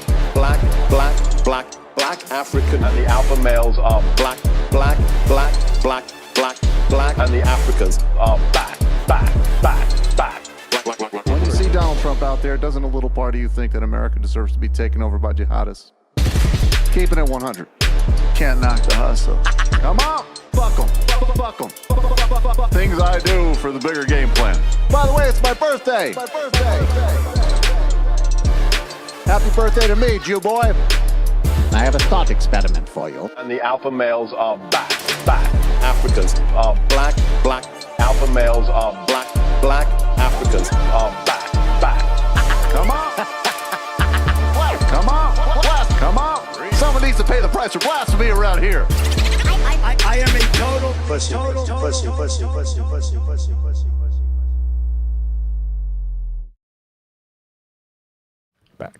We are back. We are back, folks. We are in the phones, but we have the voicemail on, and now it's off. I think we're in the phones. It's doing that thing where it's not showing up for me. Oh no, it's here. We're here. We're good. So, let's just do that then, Binder. Since you mentioned it, we teased it to start or to end the first half. It is. You know, you're used to pretty much hearing any sort of rhetoric on Fox News nowadays, but then to actually see a hate-fueled beatdown on live television, that's a little something out of the ordinary for now, I guess. Absolutely. I mean, Sean Hannity, I guess, was interviewing Curtis Sliwa, who's the founder of the Guardian Angels. It's like a right-wing vigilante group. They're obsessed with the border. They're obsessed they were big with in like crime the in New York. In the 1980s. The red berets and the red jackets. Yeah, in the 1980s, they would patrol the subways, and he even admitted that they would sometimes stage altercations on the subway in order to buttress their purpose for being there. Their crime narrative. Yes, basically. that they would be crime fighters. He literally was like, I would sometimes just hire somebody to like fight me on the subway. So this is that sounds like being a criminal, actually. But Urban Proud Boys. Urban Proud Boys is what we're looking at here. A little bit. And but they're angels protecting you, except if you're this guy. If you divide 53 million by 500, that's a $106,000 debit card. Not a bad deal. I don't think they're giving them to vets that are homeless in New York City. Not that I've heard, Curtis. Should we? Sorry, 1 second. I just have this whole thing about looking into the pockets of people who are seeking asylum is sick. And like the people we should be processing and encouraging to join society and help us build it. Instead, we're like looking at them like this. And you know what? We should be giving more to the homeless. Yes. Thank you, Sean, for expressing your concern. The idea to conflate the two is obviously very purposeful because no money that's supposed to go to homeless vets is being taken away from the veterans and being given to, immigrants. And then on top of that, this complaining about giving these bare minimum resources to, the migrants to begin with is ridiculous too, because they care, these Fox News and these right wingers, they supposedly care so much about crime, right? Well, if someone needs to feed their kids and they got no means to do it, then they're probably going to do whatever they can to feed their kids. And that might include stealing a bag of chips from Rite Aid or something, right? So we give them the bare minimum when really we should be giving them more, but we give them the bare minimum to sustain themselves with the necessities. And that causes these guys to freak out. But then on the other hand of things, if not giving them things results to people doing what they need to survive, then they're going to complain about that too. Yeah, I mean, it's like, okay, we moved them from tents into like a gymnasium because there was a storm, and everyone acts like it's a great replacement theory in front of our eyes. It's like Nazi shit.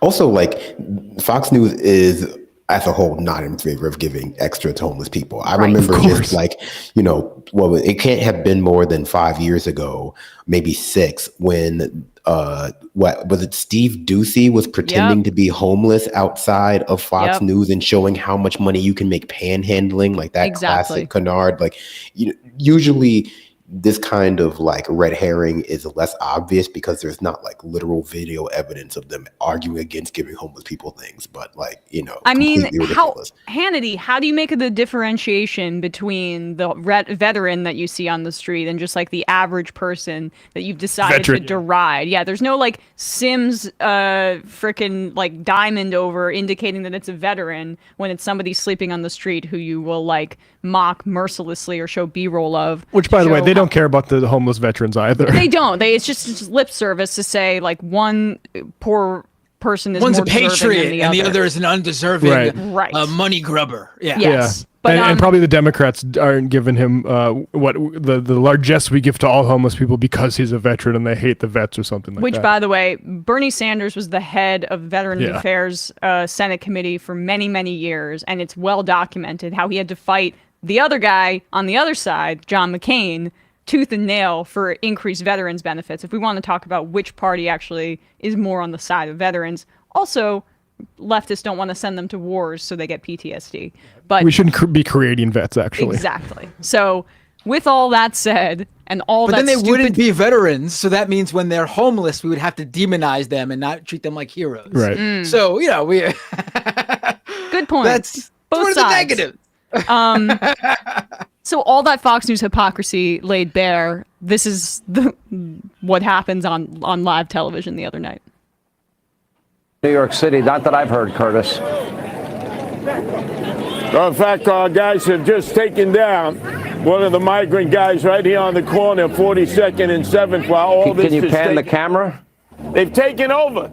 They've taken over. You'd like the camera over there if at all possible. Here we go. Yep. I guess they turn off the audio. Oh. You got your key open, guys.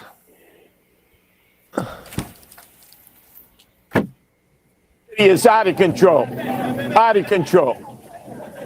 So that's 4, 5, 6, 7 of them ganging up on this person. There. Yeah. All right. Now, Eric Adams often complains he's getting no support from the federal government to help him with the surge of Joe They're choking him on the floor, by the way. One guy's choking him on the floor. That could be because another of guy looks like he's pulling his shoes off. A little distracted right now. According to a report, Vice President Harris has now suddenly, quote, found her footing, and she's now apparently getting.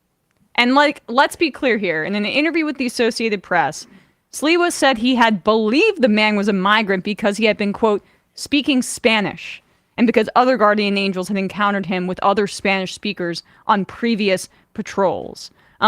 So they have claimed that he was a migrant. And that he was shoplifting. But he's from the United States. Yeah, neither of those claims could be actually verified. Also, he was a New Yorker from the Bronx. Right. Yeah, but he was speaking Spanish, so time to gang up on a guy and beat No him one up on speak- live TV.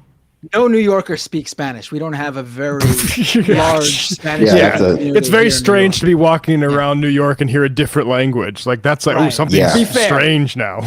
To be fair, you should be afraid when you hear a different language. I think that's the lesson we should all take from this. Like if you hear a language that you don't understand, you should be afraid because you're entitled as an American to understand what anyone is saying around you at any point in time.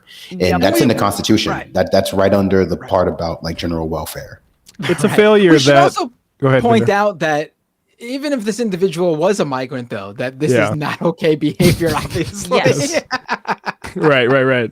I mean, this is the mentality that killed Jordan Neely, by the way. I mean, Yeah, this absolutely. is like this vigilantism that's heralded on Fox News of white guy patrolling the mean streets of New York to kill people that might speak a different language or might be in distress. Like this just absolute frenzy that right-wing shows whip people into, even though we now have the data that violent crime is down. Crime in general is down across the board after an increase in the pandemic years in 2020 and 2021. The data has been clear that it's on a precipitous decline, from shoplifting to violent crimes, basically across the board nationally. And when you go city by city, this is not in dispute. And yet you would never hear that come out of the mouth of a Fox News audience member or somebody like this, who's just, a criminal, but in an outfit, like a funny little outfit, and Sean Hannity profiles that guy. Yeah, I don't know if we've played it on the show, but the images we've seen from Israel with the Israeli protesters blocking the aid coming in. This is the same. It's less acute, but this is the same sort of manifestation of just racism, fascism, and I would just encourage those guardian angels to keep wearing those jackets. And we're going to publicize these sorts of attacks on native New Yorkers. And I would just encourage people that when you see those assholes out in the street is to make them feel uncomfortable. Because that shit should have been left in the 80s. It's fucking disgusting that nobody intervened on those assholes in Times Square. Not that you want to go to Times Square anyway, not because it's overrun by migrants, but because it's a capitalist hellhole. Guardian angels are there. Right, because people like that and cops. Yeah, also it's like the amount of cops that are there. Yeah, but we should also mention that the NYPD took a side here as well. They charged the man being attacked with disorderly conduct because apparently he was loud and screaming and stuff. Everyone's very quiet in Times Square, so that was very out of place. But that's sarcasm, just in case people don't know. But the Guardian Angels, as far as we know, have not been charged with anything, even though they physically attacked this man who on TV was doing nothing but maybe heckling them, which is not illegal. They saw him as a propaganda object and beat the shit out of him for it because they had Hannity paying attention. Yeah, right. And he said, pan to it. Pan and show us what you're about. And they did. The fact that we've deregulated media to this degree, this is just...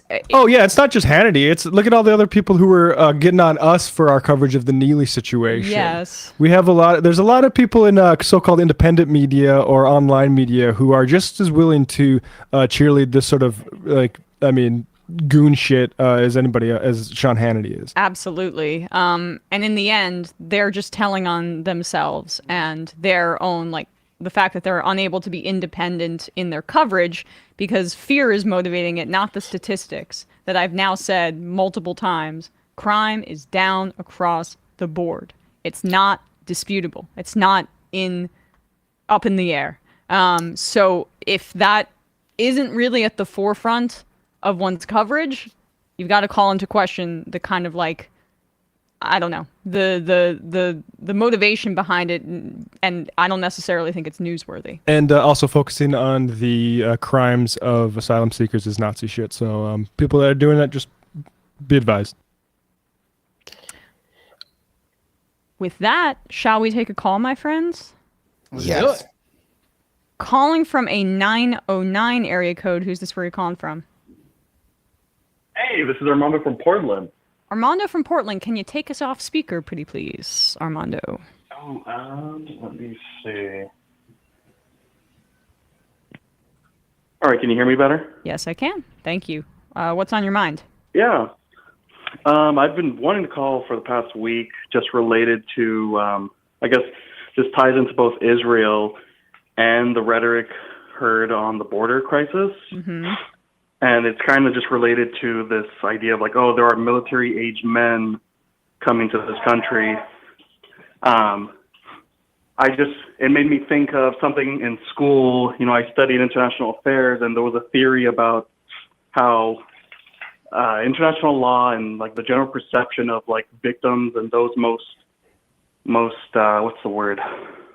at risk during a conflict are like women and children. Mm-hmm. While that is true, and I'm not trying to say that that's like any way not true, it also pointed out that men, specifically, adult men or those that are military age, are also just as likely to be victimized because of the fact that they can be used, in a military capacity, that kind of thing. And we're kind of seeing that right now in Israel, those images that I keep thinking about of all those men that are round up, tied, naked, held in a large field by IDF soldiers, yep. regardless of their occupation, regardless of whether or not they've been found to work with Hamas, whatever. It's just, that's a perfect example of why, there are military age men coming from the southern border. They're trying to escape those same, potential risk in their home country. So it's just it's funny that like they think military age men or just men in general aren't as worthy of seeking asylum, Well, it's here. I mean, first it's for of all, fear purposes. It's when you hear, I agree that there is like a knock-on effect of delineating between, like how many women and children have died versus men. I mean, it doesn't matter really. I mean, in Israel's genocide, right? Like, oh yeah, the reason people are making those differentiations is because basically the Israeli government and the IDF claim that any Palestinian man or boy between 12 and 70 years old, and this was laid out really, really well in this piece in the London Book Review or London Review of Books yesterday. I'd encourage people to read it. They count them as combatants, essentially. So that's what the differentiation is and why it's made in the press. But to your point, like, I mean, it creates that kind of risk and that horrific image that I think we could all conjure in our minds that we're seeing of the naked Palestinian man chained with a gunshot wound to a chair and an IDF soldier standing above him. And I just want to read from that piece that I just mentioned, because this is exactly what you're talking about. The Office of the United Nations High Commissioner for Human Rights documented an incident on December 19th when the Israeli army surrounded and then entered a building in the Ramal neighborhood of Gaza City. The IDF allegedly separated the men from the women and children and then shot and killed at least 11 of the men, mostly aged in their late 20s and early 30s, in front of their family members. And I remember that report coming out, and now we have more documentation about that reality. So it's just, I'm just really adding to what you're saying, basically, Armando. Yeah, and I mean, just to go back to that theory, I forgot the name, but I looked it up just recently. It was based off of the circumstances in Bosnia in the 90s, and it's just a repeat of history over and over again. So it's, I just, that image of those, just people rounded up and tied up in a field, all those men, it's like, what happened to them? I don't know. It's haunting. I know. But, and, thank you guys. Yeah, of course. And they're driving every journalist out of Gaza, and many of them had to leave to save themselves. These brave human beings were like a freak like Deborah Messing mocks it. But that's part because they don't want the documentation that you're talking about. Like, what happened to them? We don't know because, and that's how Israel wants it. But appreciate the call, Armando. Thank you. Thank you, guys. Take care.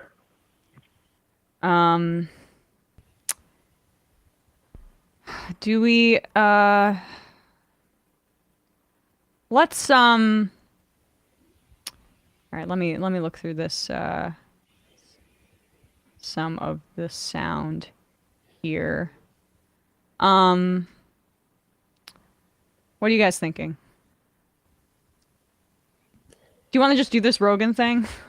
Yeah, let's do that. Okay. Yeah. All right. So Joe Rogan had Aaron Rodgers on his program because apparently Rodgers is just not happy with the Super Bowl being the central subject in football. I mean, this guy he pretends he doesn't want the attention, and then he does things like this. And I find the timing of this appearance in Super Bowl week to be quite transparent in his attempt to get himself back into the conversation because he played 4 snaps last season after really ramping up the hype train about what the Jets were going to be that year. And so now he can't stand that his weekly appearances on the Pat McAfee show, they put a stop to it because it was creating a liability for McAfee. Legally speaking. Yes, literally. In his new position at ESPN. Frivolously making Right. accusations about the Epstein flight logs that Exactly. aren't substantiated, thereby like kind of undermining all the serious work that's going into exposing maybe crimes of elite people with regards to that. But anyway, continue. But yes, exactly. That means you don't actually treat Epstein's crime seriously. It's just become clear that Rogers, as Matt was saying before the show, is a religious Joe Rogan listener. I mean, this is where he gets the basis of much of his conspiracy thinking. Yeah.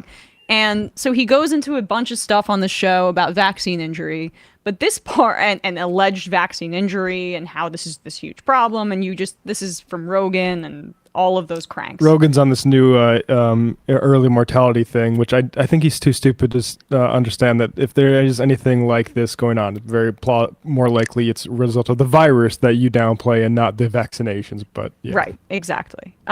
So none of that is new, and I didn't find that particularly interesting. What is interesting and depressing is how Rogers has swallowed this anti-trans propaganda from Rogan whole. And before we get to what he says, this was a study that just came out today, okay? I'm putting this on the screen. Biggest ever survey of trans Americans finds 94% happier after transition. This was a survey of 92,000 transgender adults. That's a very, very large sample size. And 94% is a massive figure. The report found that 94% of transgender individuals who live at least part of the time in a gender different from the one they were assigned at birth, in other words, who transitioned, were either a lot, 79%, or a little more satisfied, 15%, with their lives. Nearly 98% of respondents were receiving some kind of hormone replacement therapy, which made them a lot, 84%, or a little, 14%, more satisfied with their lives. The data is immensely clear. Transition care helps people. It saves lives. It increases the quality of life for trans people, either by a lot or a little. Now, that is the context that you should listen to these very stupid statements made by Rogers and Joe Rogan. Yeah. Even the fucking New York Times wrote a major story about detransitioners. So people that were convinced at an early age that they were trans and now they're detransitioning and their lives are ruined. Their bodies ruined. They can't have children anymore. They lost their breasts. They lost their penis. It's in fucking sanity. They just had an 8-year-old kid that was taken away from his father because the father doesn't want the boy to be on hormone blockers and the mother does. It was happening in Canada for a while now. I've seen some cases in the States, which is... This is what Jordan Peterson was warning people about in 2016 when I first met him. Yeah. And everybody was like, why do you care about what's happening in colleges? This is just fringe things that are happening in colleges. I'm like, those people are going to graduate and they're going to enter into the workforce, and it's a new mentality that exists. It's not a objective reality mentality. It's an ideologically based mentality that's going to change the world at large unless we stop it in its tracks. Like, they're not looking at reality. The fucking detransitioner thing, the fact that it's in the New York Times is big. But do you know why? I mean, there's a whole story that somebody wrote about it. It's because of trial lawyers. Everyone's going to get sued. And it's going to be a big fucking problem because you've thousands of people that have unfortunately given into this. Kids are extremely malleable. They're extremely easy to manipulate. Okay, They're pause it just extremely for a easy sec. to influence. So I gave those... we had Erin Reed on yesterday, who spoke about that New York Times piece in particular. Yep. And she debunked the fact that they used data from the 90s, if I'm not mistaken, from a very suspect doctor who was assuming things about children who were just queer or gay or effeminate, and boys who were, or tomboy girls. and then made assumptions that like they didn't want to transition about what their gender identity was. So that has been widely criticized. And then when he talks about kids, okay, Joe Rogan, there was Matt Walsh sat on his program and pretended there were millions of children that were transitioning. And then they found out the number was like some thousands, like just a few thousand at that point. The numbers from 2021, according to Reuters, around 42,000 children diagnosed with gender dysphoria in 2021. And we're beginning to see these figures kind of level off as trans acceptance and trans care begins to become more socially acceptable. There was an analysis in Lancet where they looked at how teens who began hormone therapy and transition care, 98% continue into their adult life, continued their care. And that means that it's not just impressionable kids like Rogan's talking about. That's kids that were teenagers that started this under the supervision of doctors and with their parental consent and decided that this was the best path to me. And then pair that with this 94% figure that I just said, this massive survey of American trans people, and you see that it's a wild success. And there was a pediatrics journal analysis that followed kids that were socially transitioning over a 5-year period. After 5 years, 94% of those kids continued to identify as their socially transitioned gender. There was a remaining 6%. Half of that 6%, around like a little over half of the 6%, so over 3%, stopped care and identified as non-binary. The other less than 3% remained as their birth gender. That's a very small percentage, less than 3%. And that was heavily weighted towards children under 6 years old who did not undergo these dramatic bodily changes that he's speaking about there, okay? So the point there is that those kids realized they wanted to remain as their assigned gender, and it was heavily weighted for children under 6 when these medical interventions were not happening. Yeah, and what Emma said there is the most important stuff on the argument on its merits. I'll just give a little bit of a media critique with regards to the person that Joe Rogan is citing in the New York Times. Nobody trusts the mainstream media except here's this lady in the New York Times, Pamela Paul. People might know, interestingly, formerly married to Bret Stephens, another New York Times writer who before he married the much younger person he was. Oh wait, no, I'm sorry. No, that's a different drama. I think related to that's David Brooks you're thinking of. But anyway, but Pamela Paul, I mean, since she's been at the New York Times, she's equated both the left wing cancel culture with the right wing book banning stuff. She said in July of 2022 that the best extracurricular may be an after school job. So go serve a capitalist after school. That's great. And also she spuriously said about a year ago that the term queer is a recent invention when in fact it was from decades and decades ago. And also reappropriated to be not a slur. Yeah, but also it was reappropriated back then. Yeah. That's not a recent thing. Right. So basically just talks out of her ass, including in this trans thing, that Joe Rogan, again, the guy who and I listened to this. I listened to half of this thing is all I could listen to before I decided I need to go to bed. This is trash. But they always talk about how nobody trusts the media, bro. And then they are citing Pamela Paul in the New York Times. Okay. Yeah, and it was an opinion piece, right? It was an op-ed piece by a charlatan. Brandon, did you want to say something? I mean, I just find it so rich, and by rich I mean funny, because like I don't watch a lot of Joe Rogan, but I get like clips from him recommended to me because I like watch MMA. Not UFC, but I watch MMA. So like, it's impossible to watch MMA without getting clips of Joe Rogan pop up. Right. And he just like, whenever he talks about MMA, or at least certain MMA fighters, he just speaks so longingly about steroid use. I wouldn't go so far as to say he promotes it, right? But like certainly the way he talks about using steroids in certain, sports with people who use them, you could be forgiven We've always for thinking known that this. It's one of the reasons why you don't let children. Like, I'm just saying, you could be forgiven for thinking that he promotes steroid use in, just athletes or people who presume themselves to be athletes. And those also have long-term health consequences. They can have long-term sexual dysfunction benefits as well. I think people focus on the TRT thing, but like my main focus is how distinctly he treats anabolic steroid use, which kids can get access to those too. And in fact, the use of anabolic steroids in, athletes younger than 18 is up. I would be curious to see the satisfaction rates amongst people who use anabolic steroids, because it's not so simple. How often has he covered this? Yeah, it's just, ultimately speaking, this seems like something that he focuses on in a complete vacuum, because certainly certain types of hormone therapy, self-administered hormone therapy, he's very much a fan of. No shade to any particular fighters, but like when he talks about like in his prime Alistair Overeem, he just starts like drooling and his eyes go all wide. He goes like, yeah, that guy was roided to the gills, but that was just great. That was a great time in the sports. And it's like, if you're a kid watching that, what are you supposed to think? What are you supposed to think if you're like a kid who's interested in MMA, or if you're watching like any of the jiu-jitsu guys who he brings on who are clearly on steroids? Like, what are you supposed to think? That'd be an interesting audience analysis for somebody to do, is to interview and maybe poll a bunch of Rogan listeners for what their attitudes and how he influences attitudes on that thing. That's a great point, Brandon. Yeah, I mean, and I'm not coming out as anti-steroid use.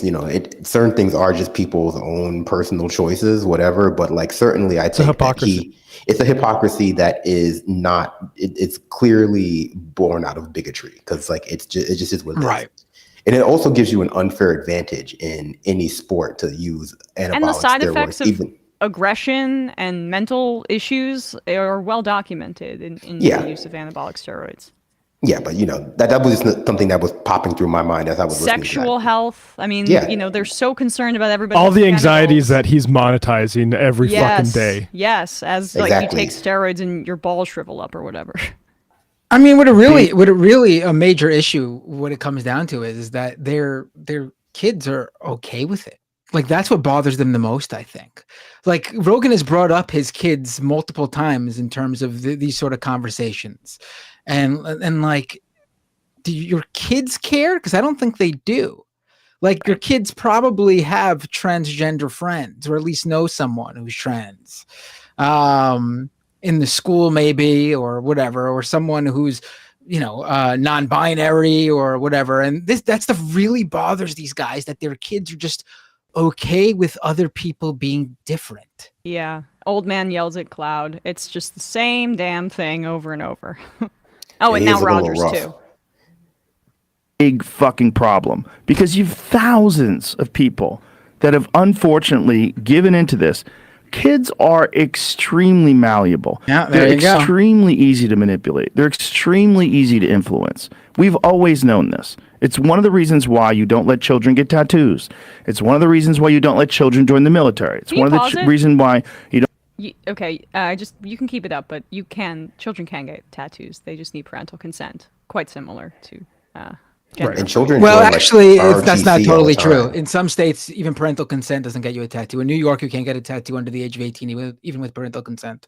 But some states. Sorry about that. Yeah, but I mean, that's the thing, though. Like, he's bringing up that kids are their tiny little minds are so controllable, when in reality, like, his kids are probably really much more well adjusted to the modern world than he is, and they're fine with other people being different and not being like them, and that's what bothers him. And so he thinks, oh, they're being brainwashed at the schools to be okay with this stuff, or to be this stuff. And it's just not true. It's just not true. No one is brainwashing your kids to accept other people. It's literally what you want them to grow up and be. It's like what I learned in school 20 some odd years ago. Geez, more than 30 years ago now, going all the way back to like nursery school. You learn to accept other people and to treat everyone how you wish to be treated. At least that's, I don't know how Joe Rogan raises his kids, but also the Army sets up tables in high schools. So that's where I got recruited. Yeah.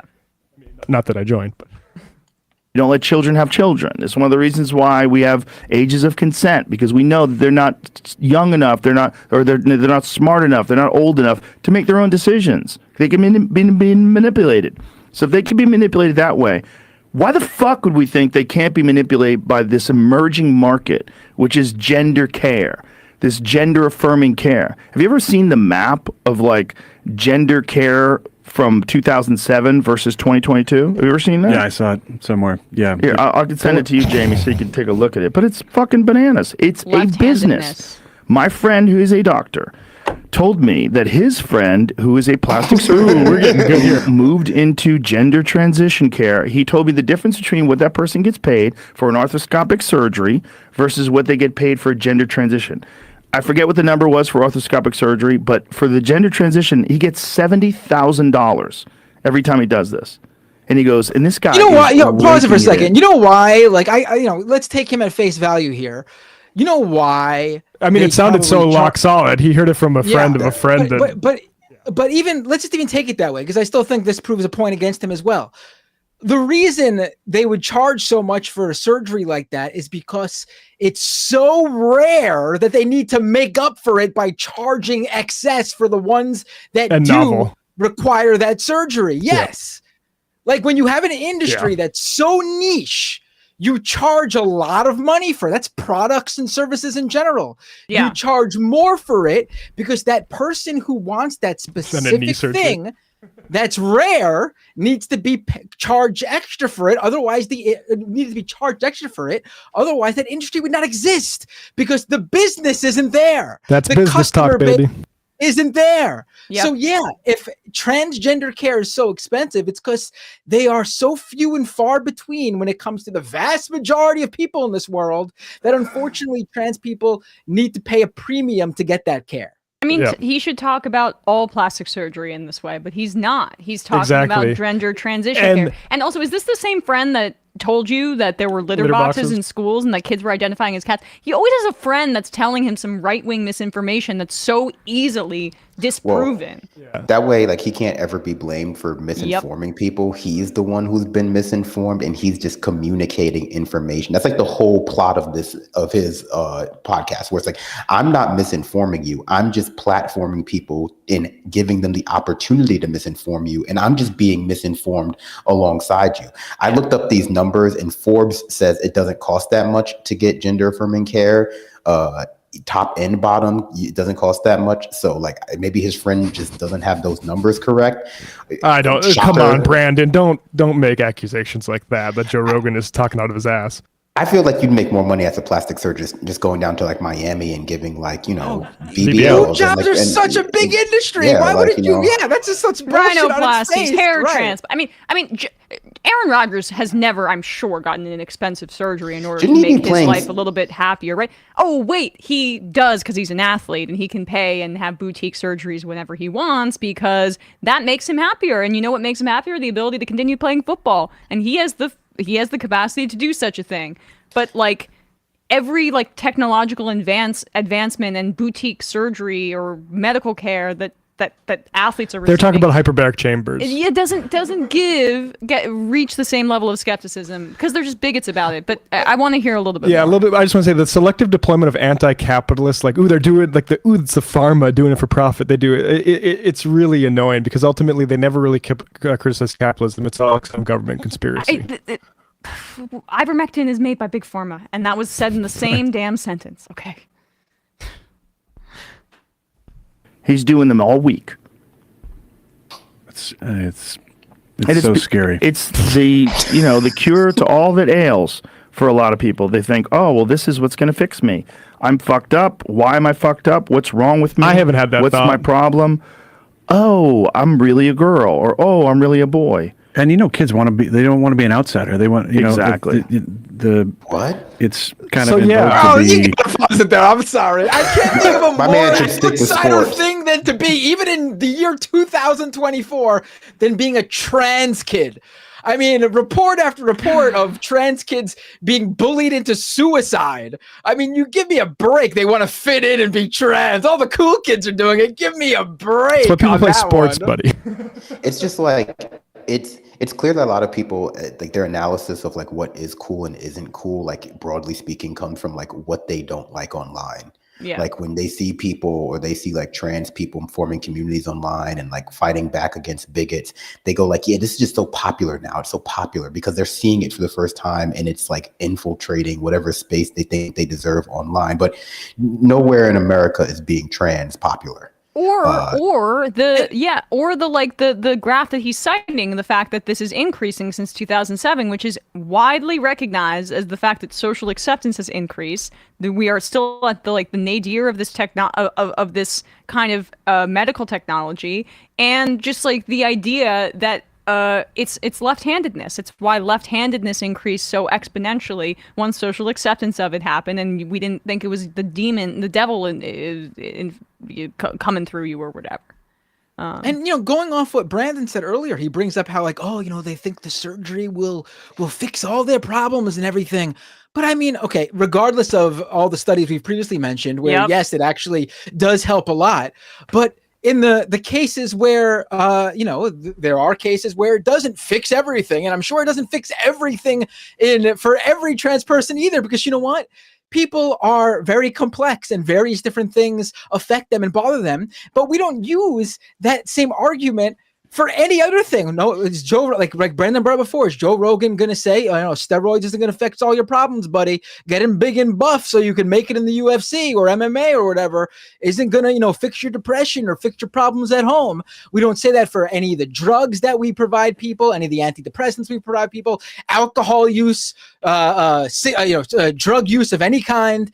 We don't ever say, don't take that because it's not going to fix everything, even though it might fix some underlying problems. Right. And actually, by the research that Emma said earlier in the segment, actually it helps like tens of thousands of people. Yep. Right. Well, I mean, they also think people should be miserable. And it's worth mentioning, I think you still have to like see a therapist or psychiatrist to be diagnosed like with gender dysphoria and, other types of, psychologically related issues when it comes to being transgender before you go to get surgery. And I'm sure a lot of people are doing that. I think there's just also, excuse me for putting on my armchair psychologist hat, but a lot of people just think being miserable and not doing anything about it is the natural state of life. Like, that's why they don't go to therapy. That's why they don't advocate for any kind of like self-reflection, because it's just easier to like be like, yeah, everyone's miserable. Everyone hates their life. Why are people on the left trying to change things? Why are people going to therapy? You're just supposed to be sitting and be unable to like sit alone with your thoughts for any extended period of time. Right. Yeah, and I mean, it's a tough guy thing. It's a tough guy thing. You see it in a lot of professional athletes who don't want to seek help for various issues, and then you get sad stories where someone goes off and suicides their family or something like that. Or they just go on an episode of like Alone, and they only make it like 30 minutes because like it's the first time they've ever had been alone with their thoughts for like a second in the forest. And then they're just like, my demons are haunting me. And it's just like, dude, you're like 50 and you've never been to war. Like, what demons are you talking about specifically? It's absurd. I think Bradley, are you linking to the study there? It's the 2022 U.S. Trans Survey or Early Insights Report. Yeah. All right, we'll link to that in the description. All right, let's take another call here then. Or I'll read some IMs too.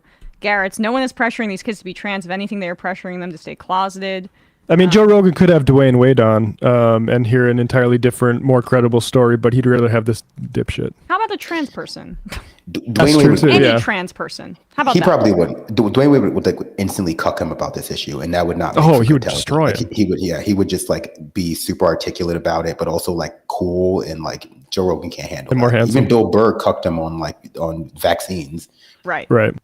Lefter Baref says Joe Rogan is so close to the truth. There's a non-insignificant number of women who don't realize they're gay until adulthood. Culturally, we tie the idea of ending up with a man so closely to womanhood that it can take years to recognize your own sexuality, but that's not what he cares about, is it? Bunch Huggins, can y'all do or say something really funny right now? Today's a tough one, and some of us could sure use a laugh. Thanks. Oh boy, putting us on the spot. LMFAO. Yeah, there we go. I'm sorry you're having a tough day. bro, brah, go watch, dude. There you go. Go watch the clip of Larry David choking out Elmo on the Today Show. I loved that. That's clearly, I think, going to be in the finale. When I get like that, I like to go to some surrealist comedy, British comedy, and I recommend this to Emma. She probably didn't watch it. But if you search, I started it. Yeah. Okay. Why bother? Eels, Love and Guns is a good one. It's Chris Morris and Peter Cook. It's very surreal, and yeah, people might like that because it's not well, anyway, that's my recommendation for comedy. Calling from a 702 area code. Who's this? Where you're calling from? Hey, it's Bro Flamingo from Las Vegas. Bro Flamingo, good to hear from you. What's on your mind? Hey, Emma, what's going on? Two things. I'll talk about two things. There's a lot of things to talk about, but the one thing, you had a caller that called in about David Pakman. That was a frustrating call. Very, but like, Eva, you can relate to this because there's something called like the eye test. You know, in sports, you know, I watch sports. I'm not gonna have sports talk, okay? But it's like the eye test, and it's like, you know, I joined the union, I joined DSA, and look, I'm not playing purity politics, but then there's something like skin in the game. You get what I'm saying? And you listen to that guy. You know, are you really into politics, or do you have any skin in the game, or are you just calling because like somebody, you know, offended you about, you know, Rachel Maddow who's a little bit spicier? I don't understand it. It's weird to me. You get what I'm saying? Like, well, it felt really like it was about his assessment of our personal relationship with David Pakman, which I like. My personal relationships are basically all outside of this space, so I don't really have I don't care. So I'll say we all hate each other. No, outside of the show, we hate each other. We hate each other. Yeah, it's not a word spoken after the go live gets taken off. I go so far as to say we're enemies. Right. But that's how the magic gets made, bro. That's show business. That's show business, my friend. No, it's disappointing because I think Pakman. You know, I listened to Pakman TYT Majority Report a lot when as an unemployed kid, right out of college, and he can break down issues well. And it's a shame to see him avoid certain issues, or at least treat them and do harm, and then like calling for Rashida Tlaib to demand an apology for Rashida Tlaib in that moment. As far as skin in the game, like when you have the conversations like with Steve Schmidt or I think that was that guy's name, or Sam Harris, like those are, in my opinion, simulated, not real conversations. Well, Matt, to your point, that's the other thing. Like, again, skin in the game. Listen, everybody knows, like, if you're a leftist, I'm like a real leftist. I'm not even trying to play, again, purity politics. David Pakman's not serious, in my opinion. I listened to the Sam Harris interview out of curiosity, morbid curiosity. Rest in peace, Michael Brooks. Same game. Oh my God, you know, we know the religious right in America is bad, but these Islamist goons just so out of control. And then you look at the statistics. Oh, wait a minute. More people are dying to white supremacist violence, but here you are ranting and raving about. Yeah. Again. How many people has U.S. empire? How many Muslims has U.S.? It pales in comparison. To any like Muslim violence against the collective, you know, us, the Christians or whatever, the whites. Right, but in the second thing I want to talk about, that was kind of like, I couldn't believe it. It was stunning to me. The second thing I want to talk about, I'll say I'm not neglect to this, because he's been kind of talking about this a long time. I went to my second union meeting with the company I was in the street with. I won't say much, but you know, I learned two things, and these are two truisms. I just maybe it's a capitalist thing, maybe it's just what capitalism spawns, but I couldn't believe it. The amount of injustices I was subjected to the middle management. It's actually disgusting. As a matter of fact, going kind of what happens behind the scenes or whatever, you just realize a couple of things about the vast majority of middle management. They're dumb and lazy. And because of that dumb and laziness, your life might be on the line. Whether you're saying sometimes it could just be happenstance. Sometimes it's not even malice. It's just like, damn, he's actually making me do my job. So I got to get rid of this guy. Yeah, exactly. I heard that. I heard that every day. So yeah, You like going through the process has radically changed my life in a lot of ways. But like Matt has talked about the bosses, the corporate bosses. When you see it up front and you see the process, oh my God. Bro, I'm sorry. Your phone is kind of getting a little bit glitchy, so we're losing. Can we get underline your final point if you here? could just wrap because it's hard to hear you. I'm sorry. Can you hear me now? I'm sorry. Can you hear me? Yeah, Can you hear me yeah, better? yeah. Yeah, I think so. I'm sorry. Again, Matt, to your point, though, you've been talking about people say we live in a democracy, yet your employment and your livelihood is tied to middle management in such a way, in such an arbitrary fashion. It's like, oh my God. Yeah. You understand what I'm saying?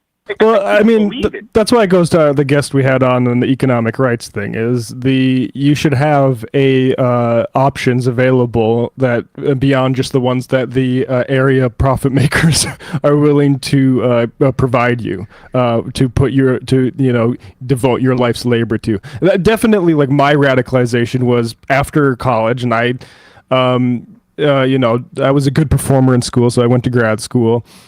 To not have any kind of real employment available to me that wasn't like doing PR for some shit, or like, I mean, just bullshit jobs that this country can provide for people now, like selling some sort of app or some shit. Not really when there's like dams that need to be built and stuff like that. Like it's the failure of capitalism, really. No, wait, Matt, to your point, and last thing, I'll get off the phone. Matt, to your direct point, I can't make this up, folks. When I was in that meeting and I was facing the manager of one of the departments, I'm not going to say who, Bro, I'm sorry. I'm sorry, man. We're losing you. What did they say? But real quick, what did they say? Wait. Can you hear? It's uneven. Really quick. Sorry, but listen, real quick. I turned to her, I said, wait a minute. You sit behind the desk all day. You don't even do rooms. You don't even know the rules.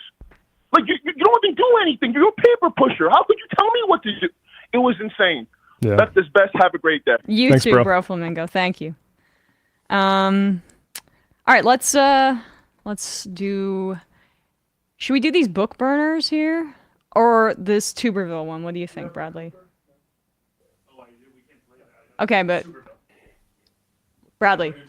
Oh, Tuberville or yeah, okay. Okay, great. Yeah. So, Tommy Tuberville was on Newsmax. He was speaking with Chris Salcedo, and they're talking about Biden. They think that he's cognitively declining. I mean, Biden has had some tough moments in public recently, and he's not getting any younger. I get it. But Trump's brain is a bowl of porridge, so we're not really dealing with the most mentally acute candidates on either side. We're not in a good place as a country. Certainly. Cognitively speaking. Yes. Tuberville is then, like, after making this point about Biden's cognitive decline, seems to have some issues of his own.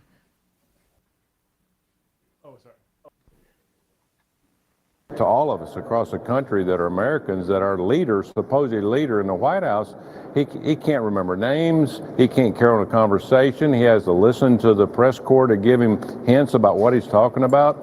We're really bad trouble when it comes to Joe Biden, and hopefully we've only got 10, 12 more months with him. Do you want to make a pick in the Super Bowl or not? Well, San Francisco's got the best defense. Obviously, the best quarterback is going to be on the side of of Kansas City Chiefs, but they got a running back, and San Francisco is pretty dang good. And usually, running game and defense is going to win the big games. San Francisco. Yep. To all of. Okay. So he forgot Patrick Mahomes' name there. And he also forgot the name of the team. He was like the Kansas City Chiefs. That's pretty funny. I love that. Yeah, he's not guy will be 70 in not the September. not the brightest bulb, but it's just like particularly egregious because he's a football coach. That was what he was before senator. He should probably know if anybody name one football player. I mean, maybe Yeah. Travis Kelce is now the name people would give because of the Taylor Swift stuff, but most people would have just been like, oh, Patrick Mahomes. I'll be perfectly frank. If Joe Biden was babbling as incoherently as he is currently, but was saying what I support in Israel is one democratic state for all people, I would be defending him. I don't really think that the performance is the utmost when I look at politicians in the world. I think the coalitions that they represent, and I think Biden should actually be representing the one that he is the figurehead for, instead of telling them actually supporting this genocide is the best that we can do.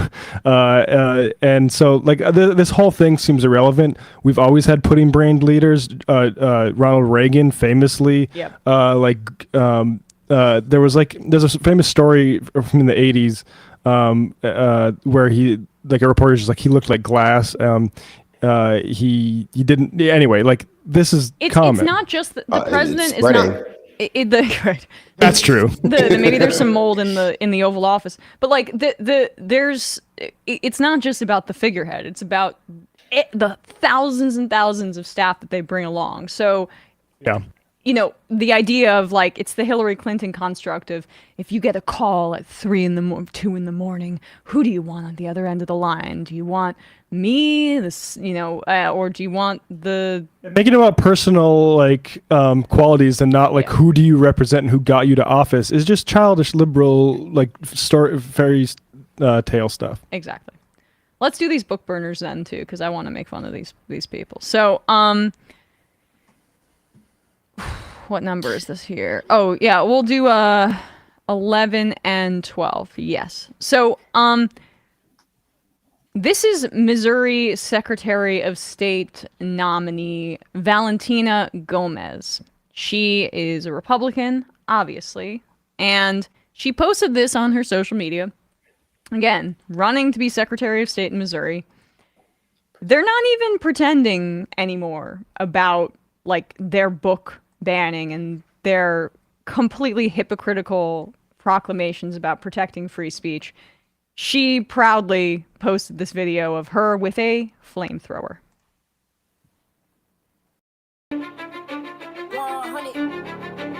This is what I will do to the growing books when I become Secretary of State. Let's go. Queer, that gender queer. Missouri Public Library. When I'm in office, they will burn. Okay, yeah, we should. Do we have to talk over that? Yeah. So, Valentina Gomez. I can't help but comment on the fact that she needed to caption herself in English, saying that thing about I don't know, like who are we representing here, and like, do we really think? I'm a little bit confused by that, to be honest. I've just never seen one of these book burnings where anyone burning a book looks like they've ever read one. And so it just seems like superfluous all the time. It's like, why are you don't know what's in that. Come on, like you can't decipher that text. Like why even? Yeah, you should have to do a book report on a book before you burn it. Yeah, like just give me 5 paragraphs. Give me like classic intro, 3 bodies, conclusion. Just and I don't think they you can do it. Can read before you can burn the book. Like I mean, it's just it reminds me of. Again, my thoughts are always returning to Israel's genocide, but like their Telegram channel where they're bragging about torturing people, or they're bragging about how many kids they're killing, and saying they're going to send them to the 72 virgins. These racist genocidal statements by IDF people. Like, how do you do that and think you're the good guy? How do you burn a book and think you're the good guy? I mean, you'd be a fascist. But they convince themselves that they're holy warriors, and that these kind of traditional conventions of democracy, of education, of non-censorship, of free speech, which the right is obsessed with only as a cudgel against like political correctness, obviously. But they not, the fact that they don't have those two thoughts, and it doesn't give them any kind of pause, is fascinating to me. And that, yes, you're just a fascist. Also, this is the party of like, words can't hurt you unless they're written down, I guess, then they, reveal your illiteracy. But apart from that, like, it's just, pointing out their hypocrisy just always comes across as like unnecessary, because like, of course they're hypocrites. They're not even hypocrites. They're worse than hypocrites. They're self-righteous. So they just feel like it's their job to point out how sinful everyone else is. And then their behavior is justified through like them being themselves or being American or being Republican or being religious. But it's just hard not to when they're the ones who, like literally 5 years ago, I guess still to this day, will say they should be allowed to say slurs because words can't hurt you. They're just words. Like, how can they hurt you? How can they make you feel a certain way? And then like they see a book they don't like and they're like, we should burn this. Yeah. It's also very funny to me how conservatives, no matter how hard they try, eventually can't help but take part in pop culture that they used to hate. Like the rap song underlaid over this video, and then that rapper that Ben Shapiro worked with He all his said rap tattoos. wasn't music. Ben Shapiro once in the past. It's It's not anymore. Yeah, like yeah, he killed it. He killed it. It's amazing, like how they want to be cool so bad, no matter how uncool they are, and how they claim to be against all of this sort of liberal big city stuff, yet can't help but take part in it because they can't escape it, because it's just they're the ones losing. Like eventually they'll be like give it like a couple decades and they'll be defending these books from some other raunchy new thing. You know what I mean? Like Yeah, I mean, speaking of book reports, she should do a Fahrenheit 451 book report, and I just want to see how she reacts to that. But anyway, do we have one more, or should we do another call, or what are we thinking here? Let's do another clip. Yeah, clips are fun. Let's do George Santos, because that's a little redundant. Hero. So George Santos is just in his, like, it's hard to describe what kind of mindset he's in. His villain era, you can say His it. villain era, right, It's right. It's never been more apt. He's just a troll now, and he's loving his life. I mean, you could just see how he's basking in the attention. He signs off on this with a kissy face, okay? And this is him mocking the fact that the Mayorkas impeachment, led by the Republican Party, failed very narrowly, in part because they were a vote or two short of what they needed, and they had 3 Republican defections. Eventually, there was a 4th one because that Republican voted to break the tie. When you vote to get it to fail procedurally, that means that they can get a second bite at the apple. I'm really channeling Sam here, to impeach Mayorkas. Now, this is how Santos responded. Like, he was at Trump's New Hampshire election victory party. He's really just loving being the center of attention before he gets sent to prison for presumably like a good amount of time. There's a lot of evidence about the charges leveled against him. Here he is on social media taking a victory lap, saying, "You should have never quit me."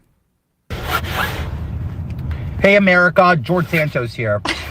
Tonight, I am telling you, Mayorkas was not held accountable thanks to Nick LaLota, Anthony D'Esposito, Mike Lawler, and Rep. Garbarino, along with Michael Guest, due to their obsession about silencing me and the voters of the 3rd District of New York. Now, America has shown its shadow, and we are stuck with Mayorkas for 6 more weeks, thanks to the insipid idiots in Congress, in the GOP. Good luck, guys. Way to go. Way to show the American people you can accomplish something. But I hope you're happy you expelled me. Mwah. Bye. Mwah. Mwah. That's pretty great. When is the election for New York's 3rd district to replace him? Next week? Next Tuesday. Yeah, so he's going to be, it'll be determined if it's Swazi, who is a conservative Democrat, or not Mozzie Smith, not the defensive tackle. What's her last name? Mozzie Pilip, who is someone of Ethiopian descent, whose only public positions to this point are just pro-Israel. Israel plant.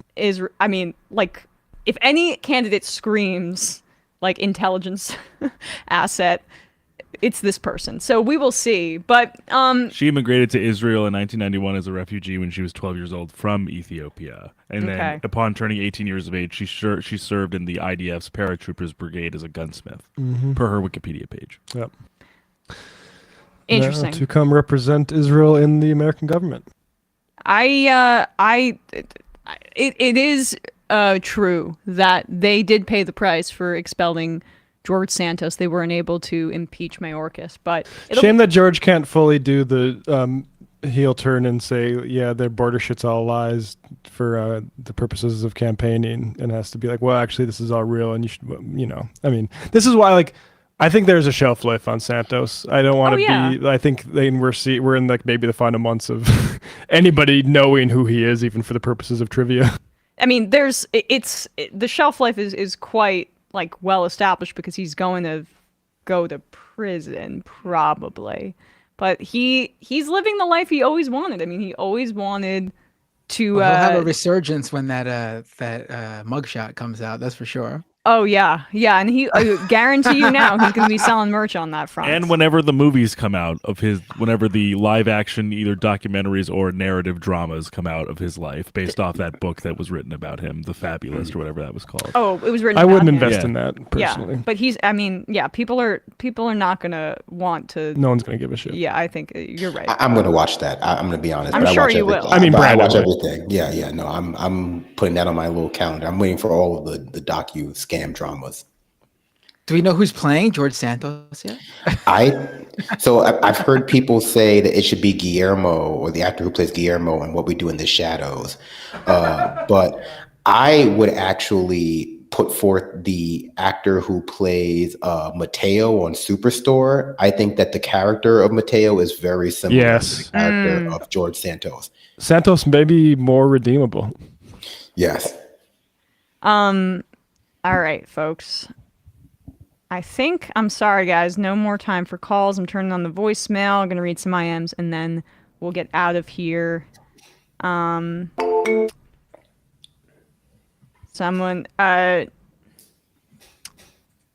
Burdick, I wonder if Fahrenheit 451 will end up being one of the books these fascist Republicans put on their burn pile. Yeah, I said that, and didn't Ray Bradbury become kind of conservative later in his life? I think there might be something like that. I'm not sure. Interesting. Slaughterhouse 5 did just get along with other books. That's not Ray Bradbury. It's that's Vonnegut. Vonnegut, yeah. Dave from Jamaica, flamethrower lady radiating pick-me energy. A little bit. I mean, that's the thing is like to be speaking in a recognizably Spanish accent with that last name and trying to do nationalism, like I don't know if all Americans are going to be that welcoming. And so maybe you have to go above and beyond with the fascism to make yourself welcome. Yeah. Man Shovel, George Santos is pretty smug for someone facing criminal charges. I mean, yeah, he has there's something off with him mentally, obviously. He might be a sociopath. He's a narcissist. He thinks he's going to get away with it. Just like he thought he was going to get away with everything he was doing when he was in office. Exactly. There's nothing you could do with someone like that. You can't get through to them. They think too highly of themselves. It's a condition. Yeah. Well said. Dynamite Kid. Any chance you will ever discuss the trans argument you had with Jesse Singal on Twitter X? That would be a debate worth watching. No, I mean, so I was sitting on the tarmac, I think, and just getting so charged up, and then I agreed to debate him. Which was stupid. Which was dumb of me, but I was in this era of like, we already covered this. He called in. Yeah, he called in. It was so dumb. I'm thrilled that I didn't do it and waste my time and energy on it, honestly. So there's nothing there but more eyeballs for his shitty podcast. Yeah, right. That was kind of what I determined in the end. But also, he called in, and he was able to try to make his points, and he failed miserably, and we put it up for everyone to look at. So who is this again? I'm not sure why we're even hearing about it again, really, to be honest. Jesse Singal, that writer, that anti-trans. Oh, writer. right. I mean, if my suspicion is right that there are people in our audience who still respect Singal, then we maybe should talk about it more because they shouldn't, and they've been misled horribly. I've never seen him. What is there to respect about him? I don't get it. Like they think there's something to discuss more, apparently. Yeah. I've never seen him express anything different than what Joe Rogan just said, but with like more words, like more Exactly. or less. He's Like, a just pedant like, charlatan. yeah, it's just like, this is like the worst kind of person to argue with, where it's like, oh God, like so There's many so words many for so little context, or, you know. Online pedants and people that just like, they it's almost as if they exist to make their readers or listeners feel smart by getting as granular as possible. It's like Rogan with science shit. To miss the overarching, like, overwhelming data that tells the story on its face. You need to touch grass if you're thinking you're getting any kind of nutrition from that freak. Yeah, it's just easy to get bogged down in the scientific minutia without understanding the context of all of that, and to make yourself feel like you're smart, even though, like, you know, people who are experts in the field are like, you don't know what you're talking about. Right, exactly. Bayer and Man 12 says, shout out to Armando from Portland for bringing attention to the dangers young men face in war zones. If you were a parent in a conflict zone, you would do everything possible to make sure your sons do not get conscripted by some local warlord or dictator as a meat shield. Yes, that's well said. WTF Cody, Aaron Rodgers has really just been through so much. I would compare his suffering to my 95-year-old great-grandpa who died alone, intubated from COVID. Man, he has it rough. People who've died or suffered from COVID really don't get it. It's just so isolating to be anti-vaccine. They also suggested the people that died or had trouble with COVID were people who had bad diets. Another thing that's like in the Israel debate is like, you know, people who are Zionists are like, I've never felt so alone. I want to. It's lonely to support genocide.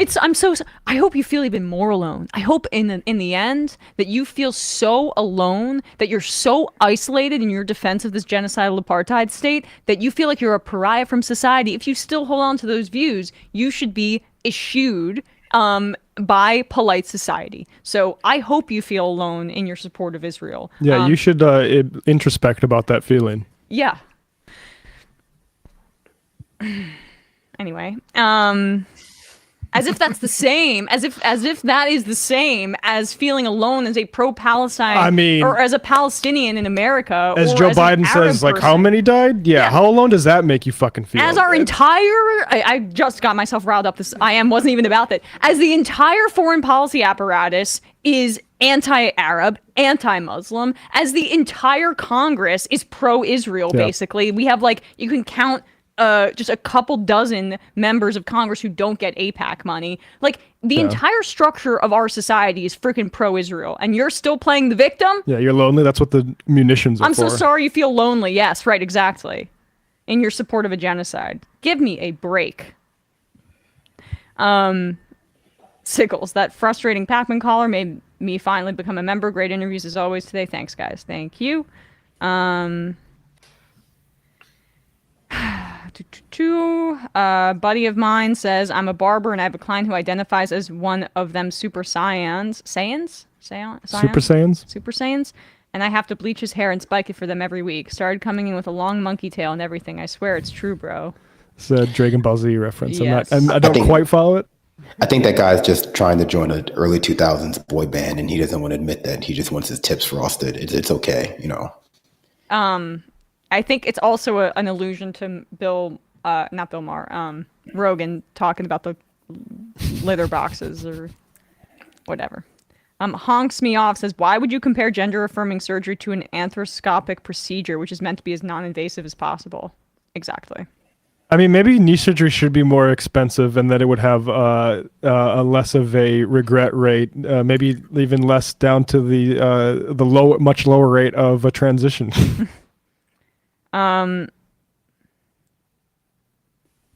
Dan from Columbus, remember when Joe Rogan said his only issue with trans people was trans women competing in combat sports? And Jordan Peterson started out by falsely claiming Canada made it illegal to misgender someone.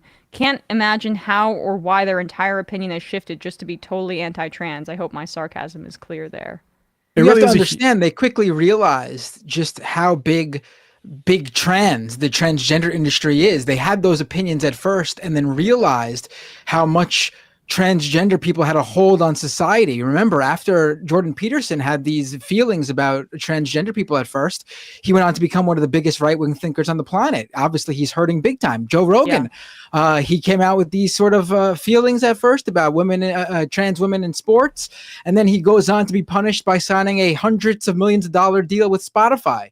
The transgender industry obviously has such a hold over society that these two men were punished so harshly for their ideas. Meanwhile, I'll just say, I know people who got laid off by Spotify recently, so it's nice to see that freak get a quarter of, how much is 250 million? $250 million. I hesitated to say that because it sounds preposterous, but good old capitalism. But that's how he's emboldened now. Like, we thought that maybe Spotify would face some legal liability for all the misinformation he spreads, but he gets rewarded. Well, this is a guy who obviously knows how real Americans live because in a compound, right? Because he's with supplements. He's a bro. Matt, I guess, says, Emma, did you see that Noah Tishby has teamed up with Emmanuel Acho to write a book called I can't believe I'm reading this. Uncomfortable Conversations with a Jew. It says a lot about how the pro-Israel propaganda campaign is going. If Acho is the kind of low-level grifter she's stuck working with, good job calling that guy's willingness to shift to the right from day one.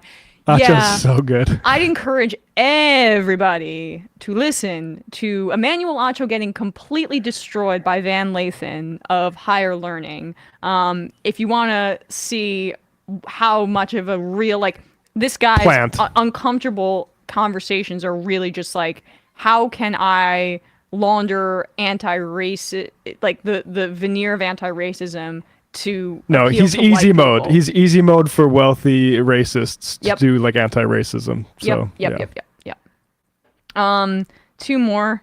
Where are the chicks at? Says, genuine question. In a situation where a child has parents who don't give parental consent, does the medical community and government have the power to override parental consent? To me, this seems to be a major point of contention, is a belief that parents don't have a voice in the decision.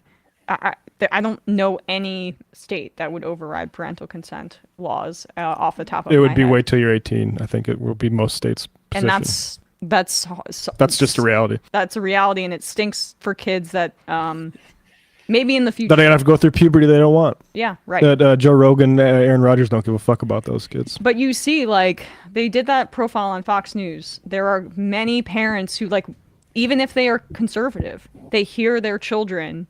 And not enough, but there are some who hear their children earnestly talking about who they really are, and they change their minds. And the final IM of the day, Chris Burdick. Bradbury later claimed that Fahrenheit 451 was not about censorship at all, but about TV and other new forms of media distracting people from reading. Just a big old blatant lie. Damn, so he really...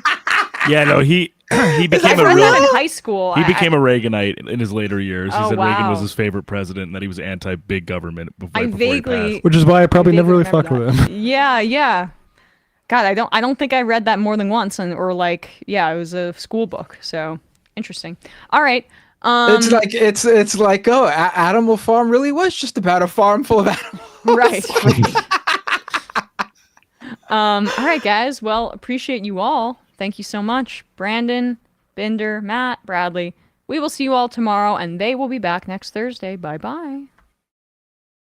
It might take all the strength I got to get to where I want, but I know somehow I'm gonna get there.